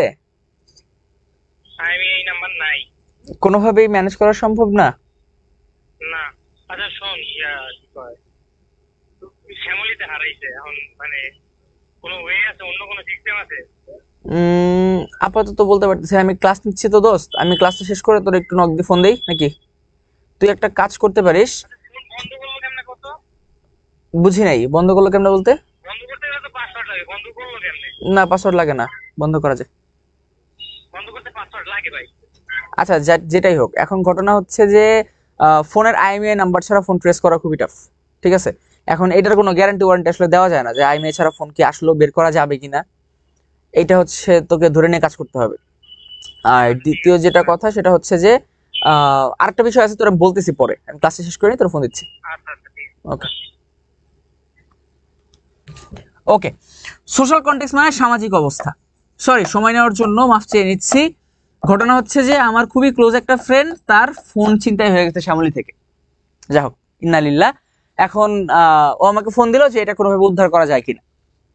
ঘটনা হচ্ছে ফোনের তো কিছু একটা ডিটেইল লাগবে, যে এই ফোনটা অমুক, আইডেন্টিফাই করার জন্য, সেটা ছাড়া তো ফোন বের করা সম্ভব না। তো সেটাই বললাম ওকে। যাই হোক, তো কি বলছিলাম, যে it is also time of considerable risks during which social context excerpt powerful influences. আচ্ছা, এবার আমরা পুরো জিনিসটা একটু পড়ি। কি বলছে যে যদিও বয়ঃসন্ধিকাল এমন একটি সময় যখন মানুষের ব্যাপক বৃদ্ধি হয়, ব্যাপক গ্রোথ হয় এবং সম্ভাবনাময় একটা সময় থাকে, এই সময়টাও কিন্তু উল্লেখযোগ্যভাবে কিছু ঝুঁকিও থাকে এই সময়টাতে। এবং এই সময় মানে বয়ঃসন্ধিকালের মধ্যে মানুষের বৃদ্ধি হবে নাকি মানুষ ঝুঁকির মুখে পড়বে, এটা পুরোটা নির্ভর করে কিসের উপর জানেন? এটা নির্ভর করে হচ্ছে আমাদের সামাজিক অবস্থাটার উপর।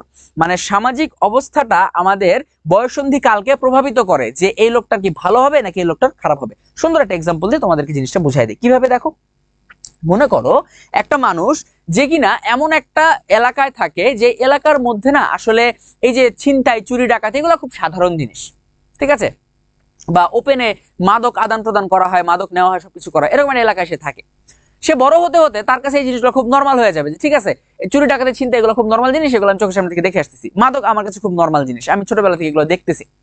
তখন কি হবে, বড় হওয়ার পরে সে যদি এগুলো সংস্পর্শে আসে তখন তার কাছে না এগুলা কোনো ভয় পাওয়ার কারণ বা বিপদের কারণ মনে হবে না, কারণ সে ছোটবেলা থেকে জিনিসগুলো দেখতেছে, তার সমাজ তাকে প্রভাবিত করতেছে।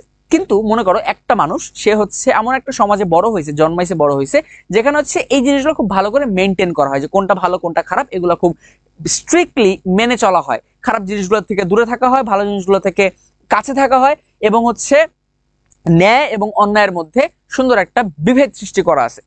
সে কিন্তু বড় হওয়ার পরে বুঝতে পারবে যে না, এটা খারাপ, আমি এই কাজটা করব না, কারণ সে ছোটবেলা থেকে ভালোর মধ্যে থেকে আসছে, আর ভালোটাকে সে নিবে, খারাপটাকে সে নিবে না।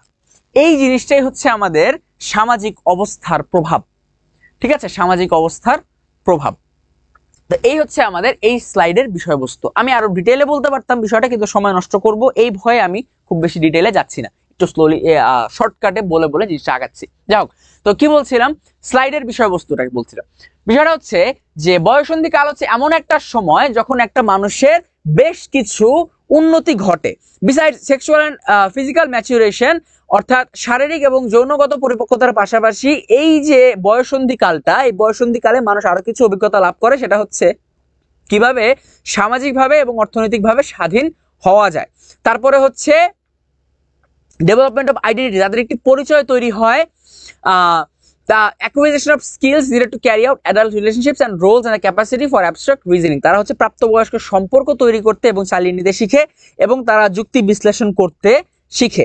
তারপরে বলছে যদিও বয়ঃসন্ধিকাল এমন একটি সময় যখন মানুষের ব্যাপক বৃদ্ধি এবং সম্ভাবনাময় একটি সময় হয়, তাছাড়াও বয়ঃসন্ধিকালে কিন্তু মানুষের উল্লেখযোগ্য কিছু ঝুঁকিও থাকে।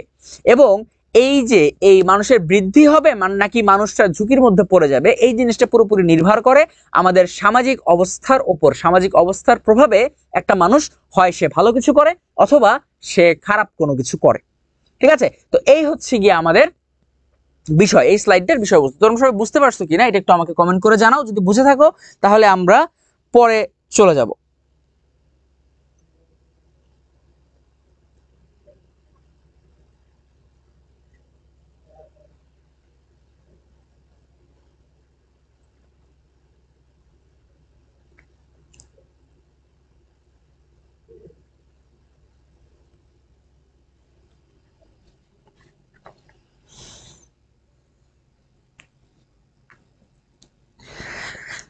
আচ্ছা,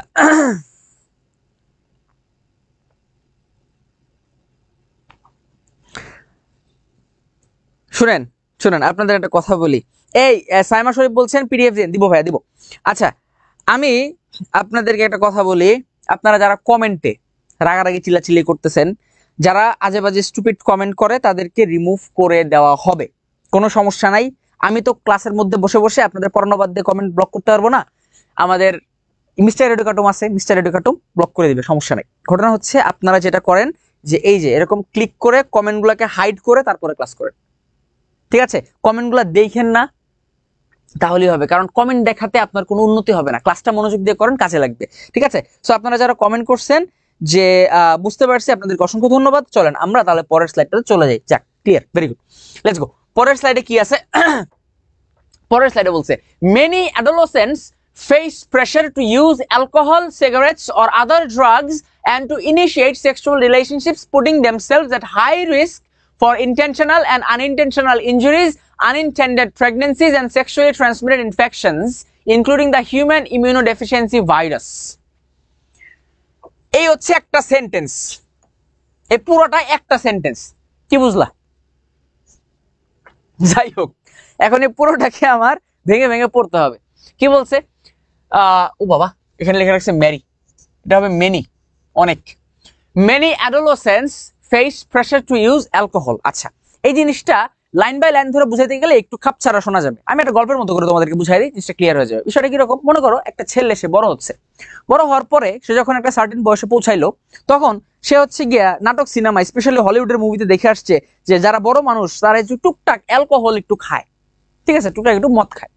তো তার কাছে মনে হয়েছে যে এটা অনেক কুল, একটা জোস একটা ব্যাপার, ঠিক আছে, এটা খুব স্মার্ট একটা ব্যাপার। তো সে কি করলো, সে যখন একটু বড় হইলো তখন তার বন্ধু বান্ধবরা, তার হচ্ছে গিয়ে যারা এরকম টুকটাক একটু বদভ্যাস আছে, তারা এসে বলতেছে যে বন্ধু একটা কাজ কর, আজকে নিয়ে আসছি, তুই একটু খা।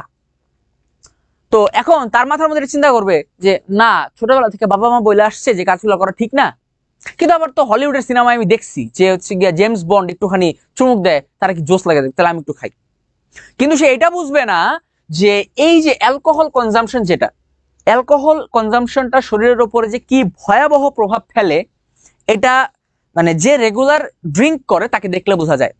তাকে দেখলেই মনে হবে যে এর অবস্থা খুবই খারাপ, ভেজিটেবল হয়ে গেছে, ঠিক আছে। তারপরে হচ্ছে সিগারেট খাওয়া, আর এক কুল জিনিস ভাব দেখানোর জন্য, ঠিক আছে, এরকম একটা টান দিল, সুখ টান, ভাবই অন্যরকম, ঠিক আছে, টান দিয়ে এরকম একটা ফিল নেই, ঠিক আছে। এই জিনিসটা মানে ইটস নট আ থিং যেটাতে মানুষ অনেক কুল হয়ে যায়, এটা কুল না রে ভাই। যারা সিগারেট খায় তাদেরকে, যারা সিগারেট খায় না এরা গালিগালাজ করে পিছন দিয়ে যে একটা জঘন্য লোক, ঠিক আছে। মানে মানুষ মনে করতেছে হ্যাঁ আমি সিগারেট খাইতেছি, আমার তো দেখে সবাই পাগল হয়ে যেতেছে। ভাই তোরা দেখে কেউ পাগল হচ্ছে না, তোরা দেখে সবাই বিরক্ত হইতেছে, গালি দিতেছে যে ভাই তুই পরিবেশ দূষণ করতেছিস, মুখের মধ্যে ধোঁয়া ছাড়তেছিস, কিন্তু তারা মনে করতেছে এটা অনেক কুল একটা বিষয়। এটা কোনো কথা না কিন্তু। তারপরে অর আদার ড্রাগস, অন্য কোনো ড্রাগ নিতে তারা চাপে পড়ে যায় বন্ধু বান্ধবের, যে বন্ধু নিয়ে আসছি একটু ট্রাই করে দেখ। না আমি খাবো না। খাবি না মানে? আরে বেটা তুই তো পুরুষ মানুষই না, তুই এগুলো না খাইলে তুই পুরুষ মানুষ হইতে পারলি না।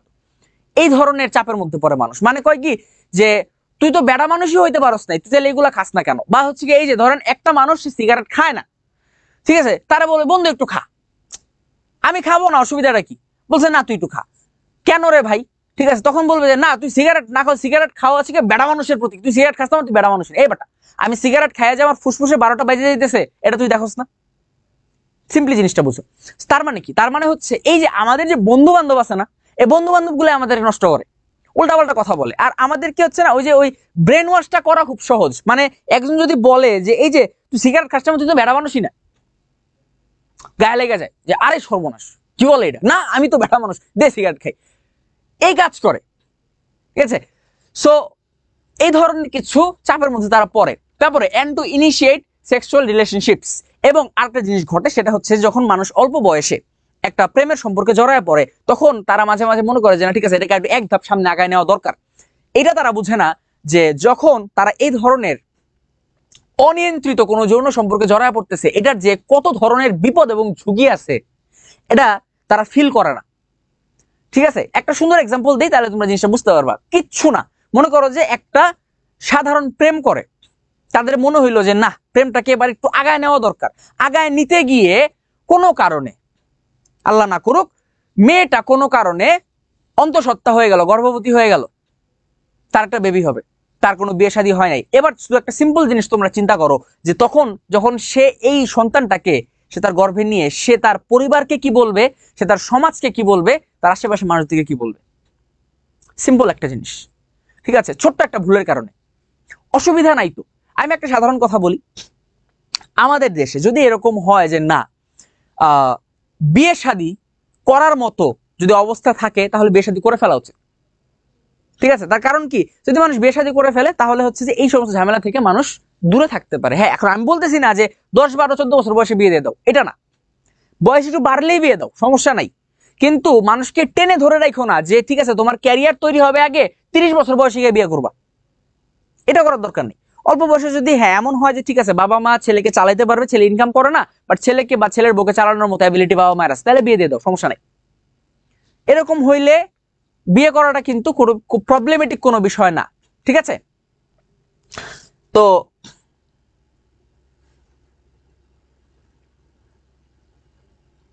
ওকে, তো তারা কিন্তু এরকম ঝুঁকির মধ্যে পড়ে যায়। বা আরো কিছু ব্যাপার আছে, একটু সময় চেয়ে নিচ্ছি তোমাদের কাছ থেকে। তোমার 2021-এর কথা, হ্যাঁ 2021-এর কথা, আমি তখন সদ্য বিশ্ববিদ্যালয়ে ভর্তি হব। তখন একদিন ঘটনা ঘটলো এরকম, কলাবাগান থানায় একটা কেস আসলো। আমার হচ্ছে আমি এক বড় ভাইয়ের কাছে পড়তাম, তো তার যে বাসায় পড়তাম আমি, তো বাসায় নিয়ে হচ্ছে প্রাইভেট পড়াতো, তো ওনার বাসার পাশে ছিল কলাবাগান থানাটা আর কি। ঠিক আছে, তো বিষয়টা হলো একদিন কি, একদিন কলাবাগান থানায় একদিন একটা কেস আসলো এরকম যে দুটো ছেলে মেয়ে এরা প্রেম করতো। তো প্রেম করতে একদিন কি হয়েছে, তারা হচ্ছে যে একত্রে তারা একান্তে সময় কাটাইতে গেছে। কাটাইতে যাওয়ার পরে ঘন্টা দুয়েক পরে হচ্ছে ছেলেটা মেয়েকে নিয়ে খুব তাড়াহুড়ো করে হসপিটালে আসছে। আসার কারণ কি, কারণ মেয়েটা হচ্ছে ব্লিডিং শুরু হয়েছে এবং মেয়েটাকে বাঁচানো যায়নি, মেয়েটা মারা গেছে। একটা জিনিস চিন্তা করো এবার, এই যে ঘটনাটা ঘটলো, একটা মেয়ে মারা গেল, এই ছেলেটা অথবা মেয়েটা, এদের দুজনের একজনেরও কি এরকম কোনো ইন্টেনশন ছিল যে আজকে আমি গার্লফ্রেন্ডটারে মাইরেই ফেলবো, বা আজকে গার্লফ্রেন্ডটা চিন্তা করছে যে আমি আজকে মরেই যাবো, এরকম কোনো কিছু ছিল? মরে গেছে। এখন আরো একটা ভয়াবহ জিনিস চিন্তা করো, যে মরে গেছে সে তো গেছেই, ও তো গন, ফ্যামিলি ট্যামিলি সব ধ্বংস হয়ে গেছে, বাট মেয়ে মরে গেছে। চিন্তা করো ছেলেটার অবস্থাটা, সে একটা মানুষকে হয়তো পছন্দ করতো, ভালোবাসতো, তার খুব ভালো একটা ফ্রেন্ড ছিল, প্রেমিকা ছিল হয়তো, সে মারা গেছে। এখন তার মনের অবস্থাটা একবার চিন্তা করো, তারপরে তার জীবনটা এবার চিন্তা করো। তার মেয়ের বাবা মা তো ছেঁড়া কথা বলবে না, তারা গিয়ে মামলা করে দিবে যে ফাঁসি হইতে হবে। ছেলের লাইফও কিন্তু শেষ। কেন হয়েছে এটা? জাস্ট একটা ভুলের জন্য। ঠিক আছে, সো মানুষ যখন হচ্ছে গিয়ে অতিরিক্ত এক্সাইটমেন্টের কারণে কোনো ভুল সিদ্ধান্ত নেয়, তখনই মানুষ বিপদে পড়ে। এই জিনিসগুলো বয়সন্ধিকালে হয়, এবং এগুলো আটকানোর জন্য দরকার কাদেরকে? আমাদের বাবা মায়েদেরকে দরকার। বাবা মায়েরা যদি এই জিনিসটা বুঝাইতে পারে অন্তত, যে বাবা এইটা করলে এরকম হইতে পারে, এই ধরনের বিপজ্জনক কোনো কিছু করিস না, সময় নে, কয়েকদিন পরে কর, বিয়ে শাদী হইলে সব এমনিই হবে রে ভাই, তখন হইতেছে গিয়ে এত জোর ঝামেলা করতে হবে না। এই জিনিসটা যদি কেউ বুঝতে পারে, তাহলে কিন্তু এই ঝামেলাগুলো কমে যেত। ঠিক আছে, তারপর এই যে এখানে লেখা দেখেন, বলছে ইন্টেনশনাল এন্ড আনইনটেনশনাল ইনজুরিজ। এই যে ঘটনাটা, কলাবাগান থানার ঘটনাটা একটু আগে আমি বললাম, সেটা কিন্তু এই যে ইন্টেনশনাল এবং আনইনটেনশনাল ইনজুরিজ। ইন্টেনশনাল মানে ইচ্ছাকৃত, আনইনটেনশনাল মানে হচ্ছে অনিচ্ছাকৃত, ইনজুরি মানে আঘাত, আঘাতের শিকার তারা হইতে পারে। আনইনটেন্ডেড প্রেগনেন্সিস, অপরিকল্পিতভাবে একটি মেয়ে সে অন্তঃসত্ত্বা হয়ে যেতে পারে, পরিস্থিতিটা কি হবে?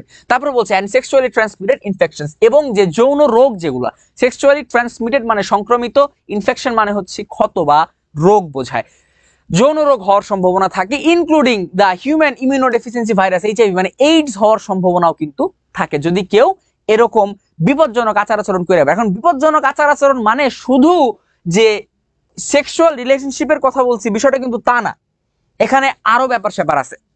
ঠিক আছে, এখানে আরো ব্যাপার স্যাপার আছে, সেটা হলো যেমন এই যে ইউজ অফ ড্রাগস, কিছু ড্রাগ এরকম মাদক আছে যেগুলো কি করতে হয় জানো, সিরিঞ্জ দিয়ে নিজের শরীরের মধ্যে পুশ করতে হয়। মনে করো এই পুরো ফ্রেন্ড সার্কেলের মধ্যে একজনের এইডস হইছে, তো সে ওই একটা সিরিঞ্জ ব্যবহার করছে, ওই সিরিঞ্জ দিয়ে সবাই মাদকটা নিছে, প্রত্যেকটার এইডস হবে। জলজন্ত একটা মানুষ কয়েক বছর পরে সে মারা যাবে। চিন্তা করো ফ্যামিলিটার অবস্থাটা কি হয়। ঠিক আছে, সো এই জিনিসগুলো থেকে আমাদেরকে দূরে থাকতে হবে। এই পুরো যে 5টা লাইন, এই পুরো 5টা লাইনের ব্যাখ্যাটা হচ্ছে আমি এতক্ষণ যে প্যাচাল পারলাম সেই প্যাচাল। এবার আমরা যেটা করি, এই লাইনটা অনুবাদ করে করে একবার পড়ে ফেলি, কারণ এটা আমাদের পরীক্ষায় লিখতে হবে। কি বলছে? অনেক কিশোর কিশোরী চাপের মধ্যে পড়ে যায় টু ইউজ অ্যালকোহল, অ্যালকোহল খাওয়ার, সিগারেট টানার, অর আদার ড্রাগস, অন্য কোনো মাদক নেওয়ার, অ্যান্ড টু ইনিশিয়েট, ইনিশিয়েট মানে শুরু করা,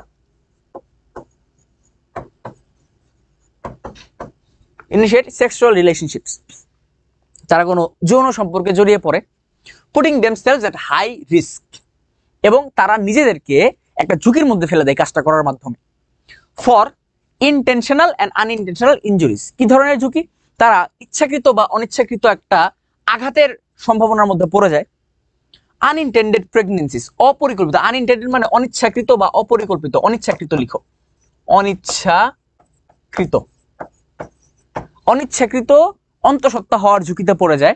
and sexually transmitted infections, STI মানে হচ্ছে তারা যৌন রোগের ঝুঁকিতে পড়ে যায়, ইনক্লুডিং, যার মধ্যে অন্তর্ভুক্ত আছে, ইনক্লুড মানে অন্তর্ভুক্ত হওয়া বলেছি, যার মধ্যে অন্তর্ভুক্ত আছে দ্য হিউম্যান ইমিউনোডেফিসিয়েন্সি ভাইরাস, মানে এইচআইভি ভাইরাস, এবং হচ্ছে এটার নাম হচ্ছে এইডস রোগ, যেটা সেই এইডস এর ঝুঁকিতে তারা পড়ে যায়।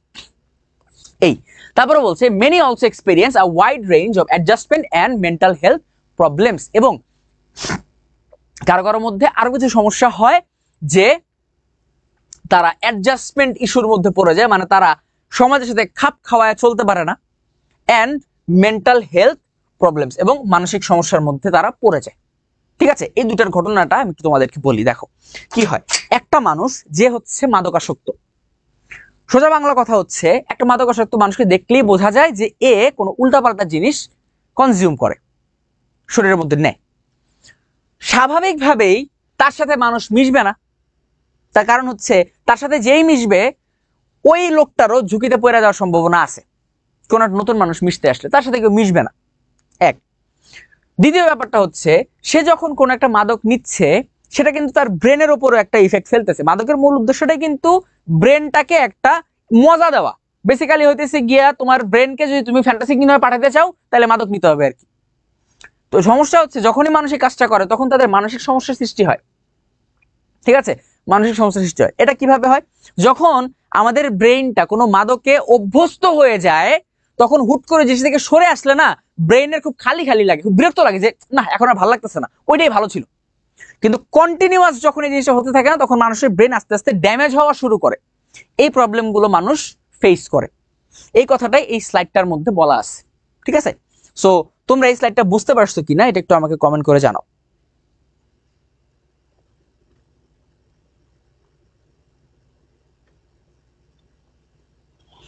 আচ্ছা, এই যে কঠিন জীবন নামে একজন কমেন্ট করেছেন, স্যার আসসালামু আলাইকুম, আমি আপনাদের স্টুডেন্ট। আচ্ছা, আপনি একটা কাজ করেন ভাইয়া, আপনি এডুকেটম স্কুলের পেজে একটা মেসেজ করেন।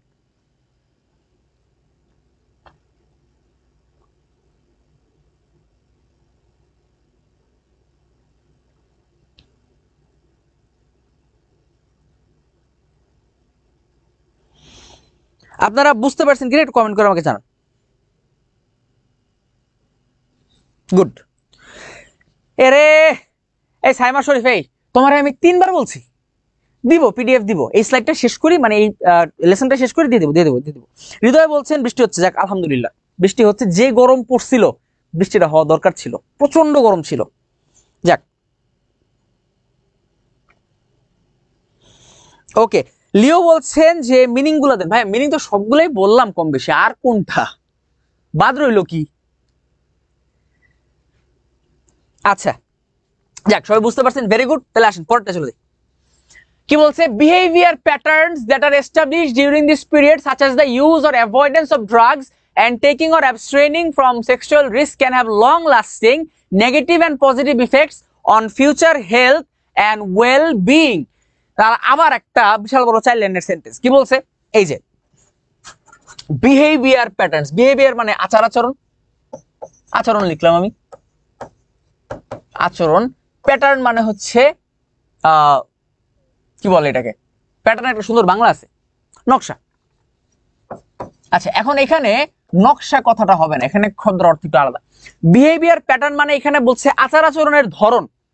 এই দুটাকে যদি আমি একত্রে পড়ি, বিহেভিয়ার প্যাটার্ন, তাহলে অর্থ আসে আচার আচরণের ধরন। আচার আচরণের ধরনটা কিরকম, that are established during this period, অর্থাৎ বয়সন্ধি কালে মানুষের যে আচার আচরণ থাকে, যেমন সাচ অ্যাজ মানে যেমন, the use or avoidance of drugs, অর্থাৎ মাদক নেওয়া অথবা মাদক থেকে দূরে থাকা, দুটাই তো আচার আচরণের টাইপ। যেমন একটা আচার আচরণ কি, মাদক নেওয়া, আর আরেকটা আচরণ হলো মাদক না নেওয়া। তারপরে বলছে and taking or abstaining from sexual risk, কোন ধরনের যৌন ঝুঁকি নেওয়া অথবা সেগুলা থেকে বিরত থাকা। abstaining মানে বিরত থাকা, abstain মানে কি, বিরত থাকা।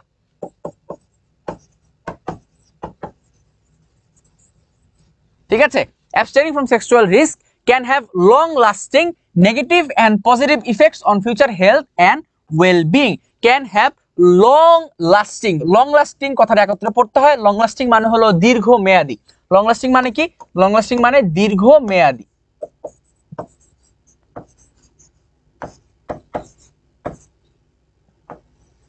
লং লাস্টিং মানে দীর্ঘমেয়াদী। আচ্ছা, এখন এই সেন্টেন্সের মিনিংটা কি দাঁড়ালো? ব্যাপারটা হচ্ছে আমাদের এই যে ভবিষ্যতের ভবিষ্যতের স্বাস্থ্য এবং ভালো থাকাটা, ভবিষ্যতে স্বাস্থ্য ভালো রাখা এবং নিজেদের ভালো থাকাটা, এই জিনিসটা পুরোটা ডিপেন্ড করে হচ্ছে আমাদের আচার আচরণের উপর। কিরকম? যে আমরা যদি মাদক নেই অথবা মাদক থেকে দূরে থাকি, তাহলে আমাদের লাইফটা হয় খারাপ হবে নাহলে ভালো হবে। মানে মাদক নিলে খারাপ হবে, মাদক না নিলে ভালো হবে। আমরা যদি কোনো ধরনের যৌন ঝুঁকি নেই, তাহলে আমাদের জীবনে একটা খারাপ প্রভাব পড়বে। যদি আমরা সেটা থেকে দূরে থাকি, তাহলে এটা আমাদের ভালো একটা প্রভাব পড়বে আমাদের জীবনে। এবং এই যে প্রভাবটা, এই প্রভাবটা দীর্ঘমেয়াদী হয়। ঠিক আছে, এই জিনিসটাকে আমি যদি ইংলিশ পুরো ওয়ার্ড ধরে ধরে আপনাদেরকে বলতে চাই, তাহলে প্যাচ লাগতে পারে। পুরো জিনিসটা একবারে বুঝাই। ব্যাপারটা হচ্ছে এখানে বলতেছে যে এই যে বয়ঃসন্ধি কালে আমাদের যে আচরণ বা দৃষ্টিভঙ্গিগুলো থাকে, যে আমাদের কার্যকলাপগুলো থাকে, ক্রিয়াকলাপগুলো থাকে, এই কার্যকলাপগুলো আমাদের ভবিষ্যতে ভালো থাকা বা মন্দ থাকাকে নির্ধারণ করে দেয়। যেমন আমরা যদি মাদকের সংস্পর্শে থাকি, তাহলে আমাদের খারাপ প্রভাব পড়বে। যদি মাদক থেকে দূরে থাকি, তাহলে ভালো প্রভাব পড়বে জীবনে। আমরা যদি আমাদের যৌন ঝুঁকি থেকে দূরে থাকি, তাহলে ভালো প্রভাব পড়বে। যদি যৌন ঝুঁকির মধ্যে থাকি, তাহলে খারাপ প্রভাব পড়বে। জাস্ট এই কথাটাই এখানে আমাদের বলছে, এবং এই জিনিসটা আমাদের জীবনে একটা দীর্ঘমেয়াদী প্রভাব ফেলতে পারে। ঠিক আছে, ইফেক্ট মানে হলো প্রভাব। ঠিক আছে, ইফেক্ট মানে প্রভাব। বোঝা গেল? তারপরে বলছে অ্যাজ আ রেজাল্ট, এর ফলে এখানে হবে অ্যাডাল্টস, এখানে অ্যাডমিটস লিখে রাখছে, এখানে হবে অ্যাডাল্টস।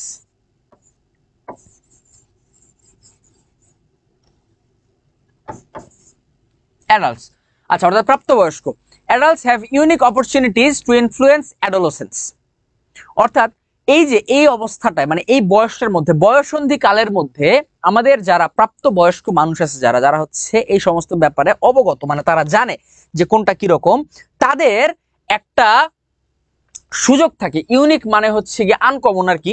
ইউনিক মানে আনকমন, অপরচুনিটি মানে সুযোগ। তাদের একটা ইউনিক সুযোগ থাকে টু ইনফ্লুয়েন্স অ্যাডোলেসেন্স, কিশোর কিশোরীদেরকে প্রভাবিত করার মতো একটা সুযোগ তাদের হাতে থাকে। কিরকম? তারা ধরেন যে ছোট বাচ্চাদেরকে ধৈরা বুঝাইতে পারেন যে দেখো এরকম করো না, এরকম করলে বিপদে পড়তে পারো। এই জিনিসটা করার মতো ক্ষমতা প্রাপ্ত বয়স্কদের থাকেন। ইনফ্লুয়েন্স মানে হলো প্রভাবিত করা।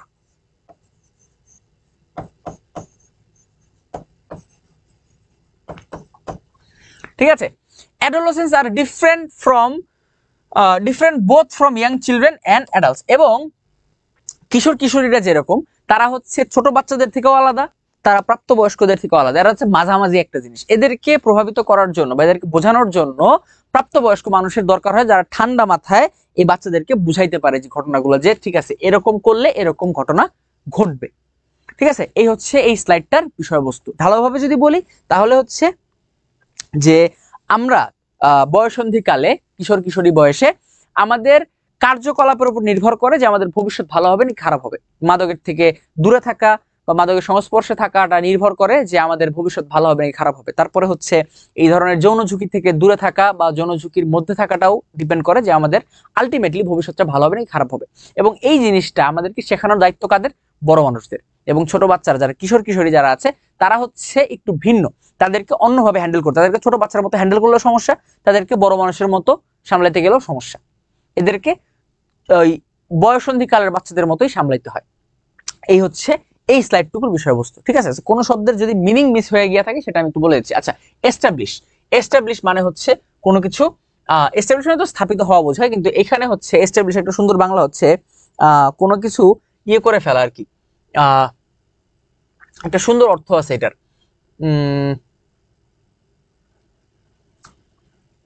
এস্টাবলিশের অর্থটা না পেটে আসতেছে, মুখে আসতেছে না। এস্টাবলিশের অর্থটা হচ্ছে behaviour patterns that are establish, যেগুলোকে ইয়ে করা হয়, স্থাপিত না। এস্টাবলিশ মানে স্থাপন করা, এটা আমি জানি, বাট এখানে স্থাপিত না। এটা সুন্দর একটা অর্থ আছে। অর্থটা হচ্ছে behaviour patterns that are establish during this period, যেগুলো হচ্ছে মনে পড়লো না, মনে পড়লে বলে দেবো, সমস্যা নেই। এস্টাবলিশ পিডিএফ এর মধ্যে দেওয়া আছে, সমস্যা নেই। Such as the use or avoidance of drugs, মানে হচ্ছে এই যে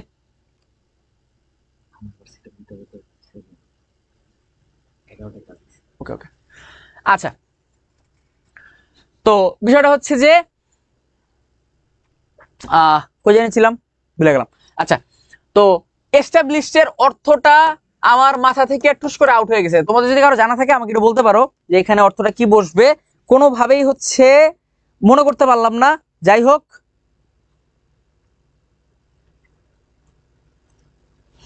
ওকে। তো এরপর হচ্ছে অ্যাভয়েডেন্স মানে হচ্ছে দূরে থাকা।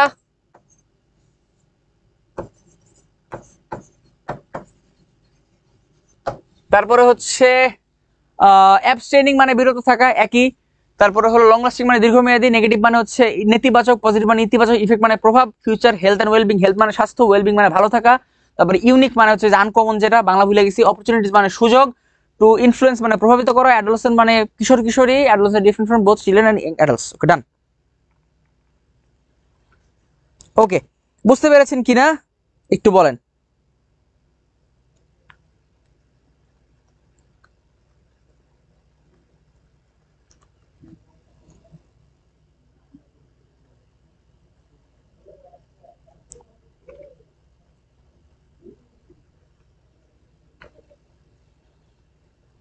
বুঝছেন কিনা কমেন্ট কই।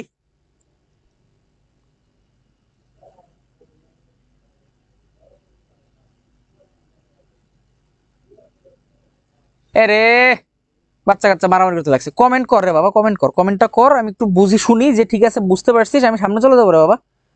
হ্যাঁ, ওকে ওকে ওকে ওকে ওকে। পরিস্থিত হওয়া, পরিস্থিত হওয়া, তাহিরা জাহান লিখছেন পরিস্থিত হওয়া। হ্যাঁ, দেওয়া যায়, দেওয়া যায়, কাছাকাছি গেছে, বাট আমি যেটা চাচ্ছি ওই অর্থটা আসে নাই। ঠিক আছে। এস্টাবলিশ মানে হচ্ছে কোনো কিছুকে মানে ইয়ে করা আর কি, প্রতিষ্ঠিত করা, যে ঠিক আছে এটা সত্যি, এরকম একটা মিনিং। ঠিক আছে, যাও।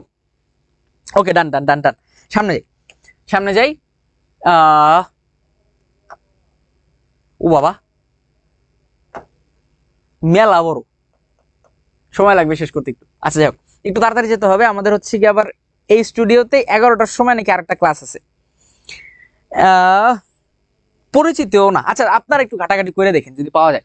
স্পেসিফিক্যালি মানে নির্দিষ্ট করে বললে, স্পেসিফিক্যালি মানে নির্দিষ্ট করে বললে,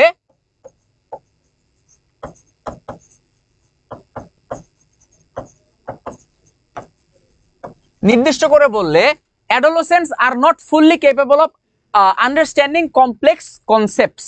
অর্থাৎ কিশোর কিশোরীরা আর নট, তারা নয়, ফুললি কেপেবল। ফুললি মানে পুরোপুরি, আর কেপেবল মানে হলো সক্ষম, অফ আন্ডারস্ট্যান্ডিং বোঝার জন্য, আন্ডারস্ট্যান্ডিং মানে বুঝতে পারা, আন্ডারস্ট্যান্ডিং কমপ্লেক্স কনসেপ্টস, কমপ্লেক্স মানে জটিল, কনসেপ্ট মানে ধারণা।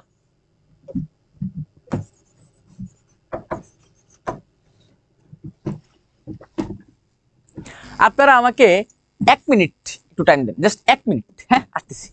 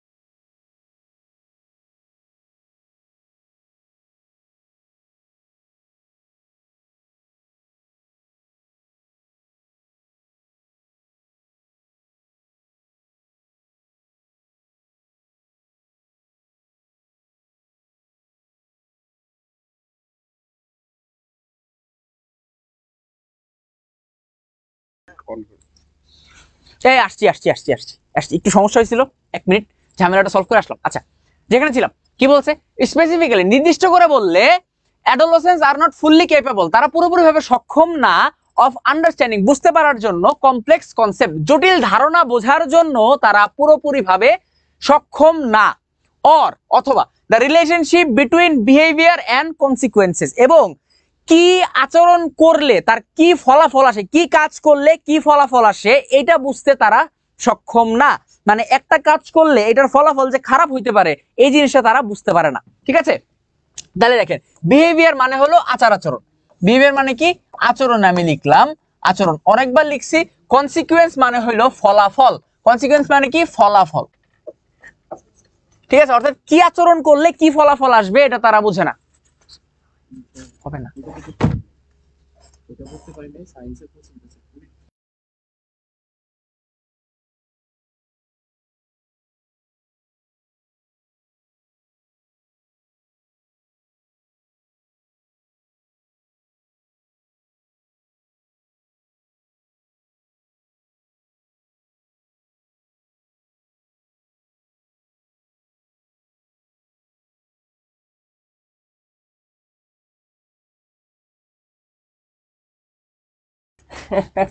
তোমাদের কাছে মাফ চেয়ে নিচ্ছি, আগে থেকেই মাফ চেয়ে নিচ্ছি। একটা ব্যাড নিউজ আছে, একটা ব্যাড নিউজ আছে, সেটা হচ্ছে কি বলে তোমাদের বন্ধু আসবা নাকি এই যে 26 ব্যাচের ক্লাসে কিছু বলবা নাকি? একটু কথা বলেন, আমরা লাইভে আছি। হট কোর্স কোর্স হ্যাঁ হট আমি কোর্স দেখতেছি না কিছু আমি পেজে ক্যামেরা একটু ঘুরে দেন, ওরা দেখুক, ওরা দেখুক। তাই ব্যাকে আপনি আপনার ক্যামেরাটা অফ করে দেন। হ্যাঁ, এই দেখো তোমাদের তাবিব ভাই কিন্তু চলে আসছে লাইভে। বলো বন্ধু কিছু বলো। আসসালামু আলাইকুম ওয়া রাহমাতুল্লাহি ওয়া বারাকাতুহু كيف حالك يا حبي কেমন আছো প্রিয় শিক্ষার্থীবৃন্দ? আশা করি আছো। কেমন চলছে তোমাদের ক্লাস? কি পড়াচ্ছো? অ্যাডোলেন্স? হ্যাঁ, অ্যাডোলেসেন্সের একটা স্লাইড নিয়ে। আরে উচ্চারণ তো করতে পারি না ভাইয়া, কি কঠিন উচ্চারণ।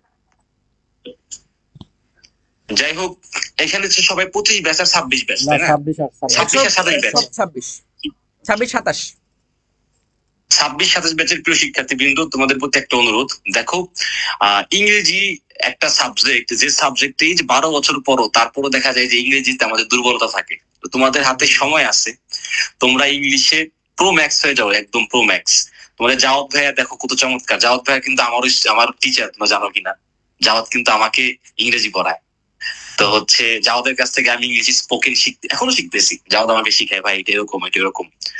তো জাওয়াত ভাইয়া মানে হচ্ছে ধরো শিক্ষার্থী অনেক আছে, অনেকেই আছে, কিন্তু খুব কম মানুষ থাকে যাদের আসলে ইংরেজিটা মনে করো খেলনার মতো ইংরেজি সাবজেক্টটা।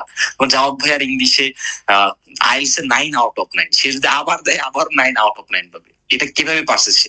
কারণ সে ছোটবেলা থেকেই এই যে সময়টুকু কাজে লাগাইছে। তোমাদের প্রতি অনুরোধ থাকবে, তোমরা জাওয়াত ভাই যেভাবে বলে সেভাবে তোমরা বাস্তবায়ন করবা।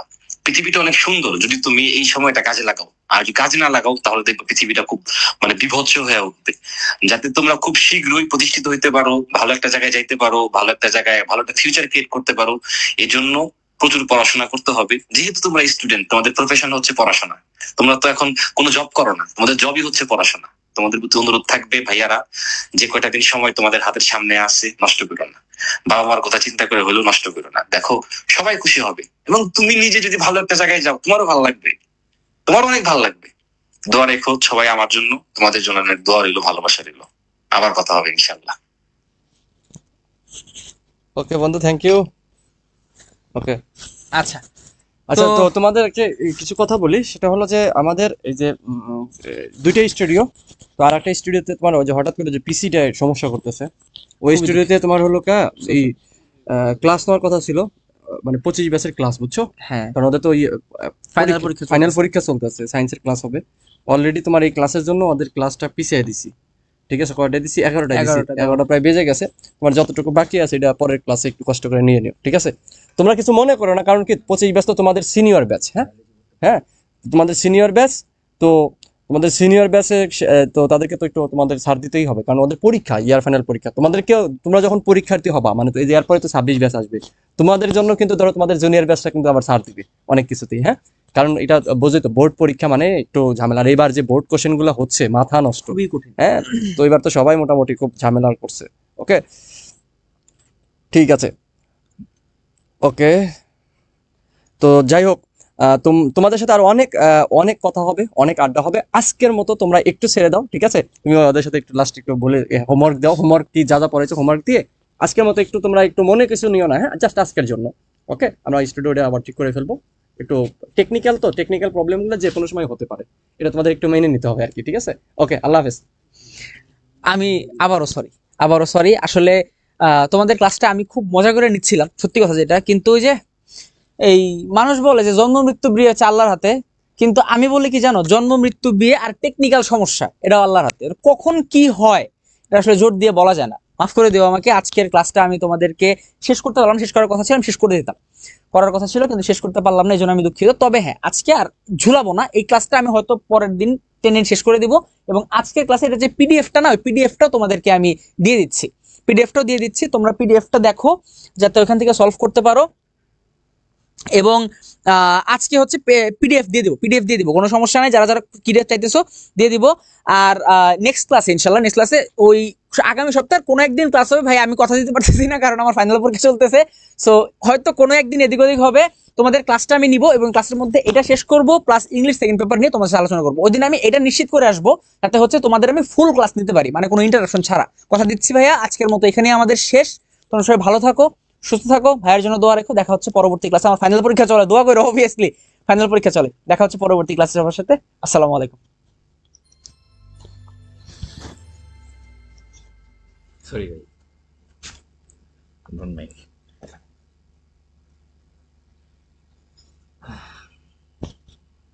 লাইফ পাচ্ছেন তো নাকি?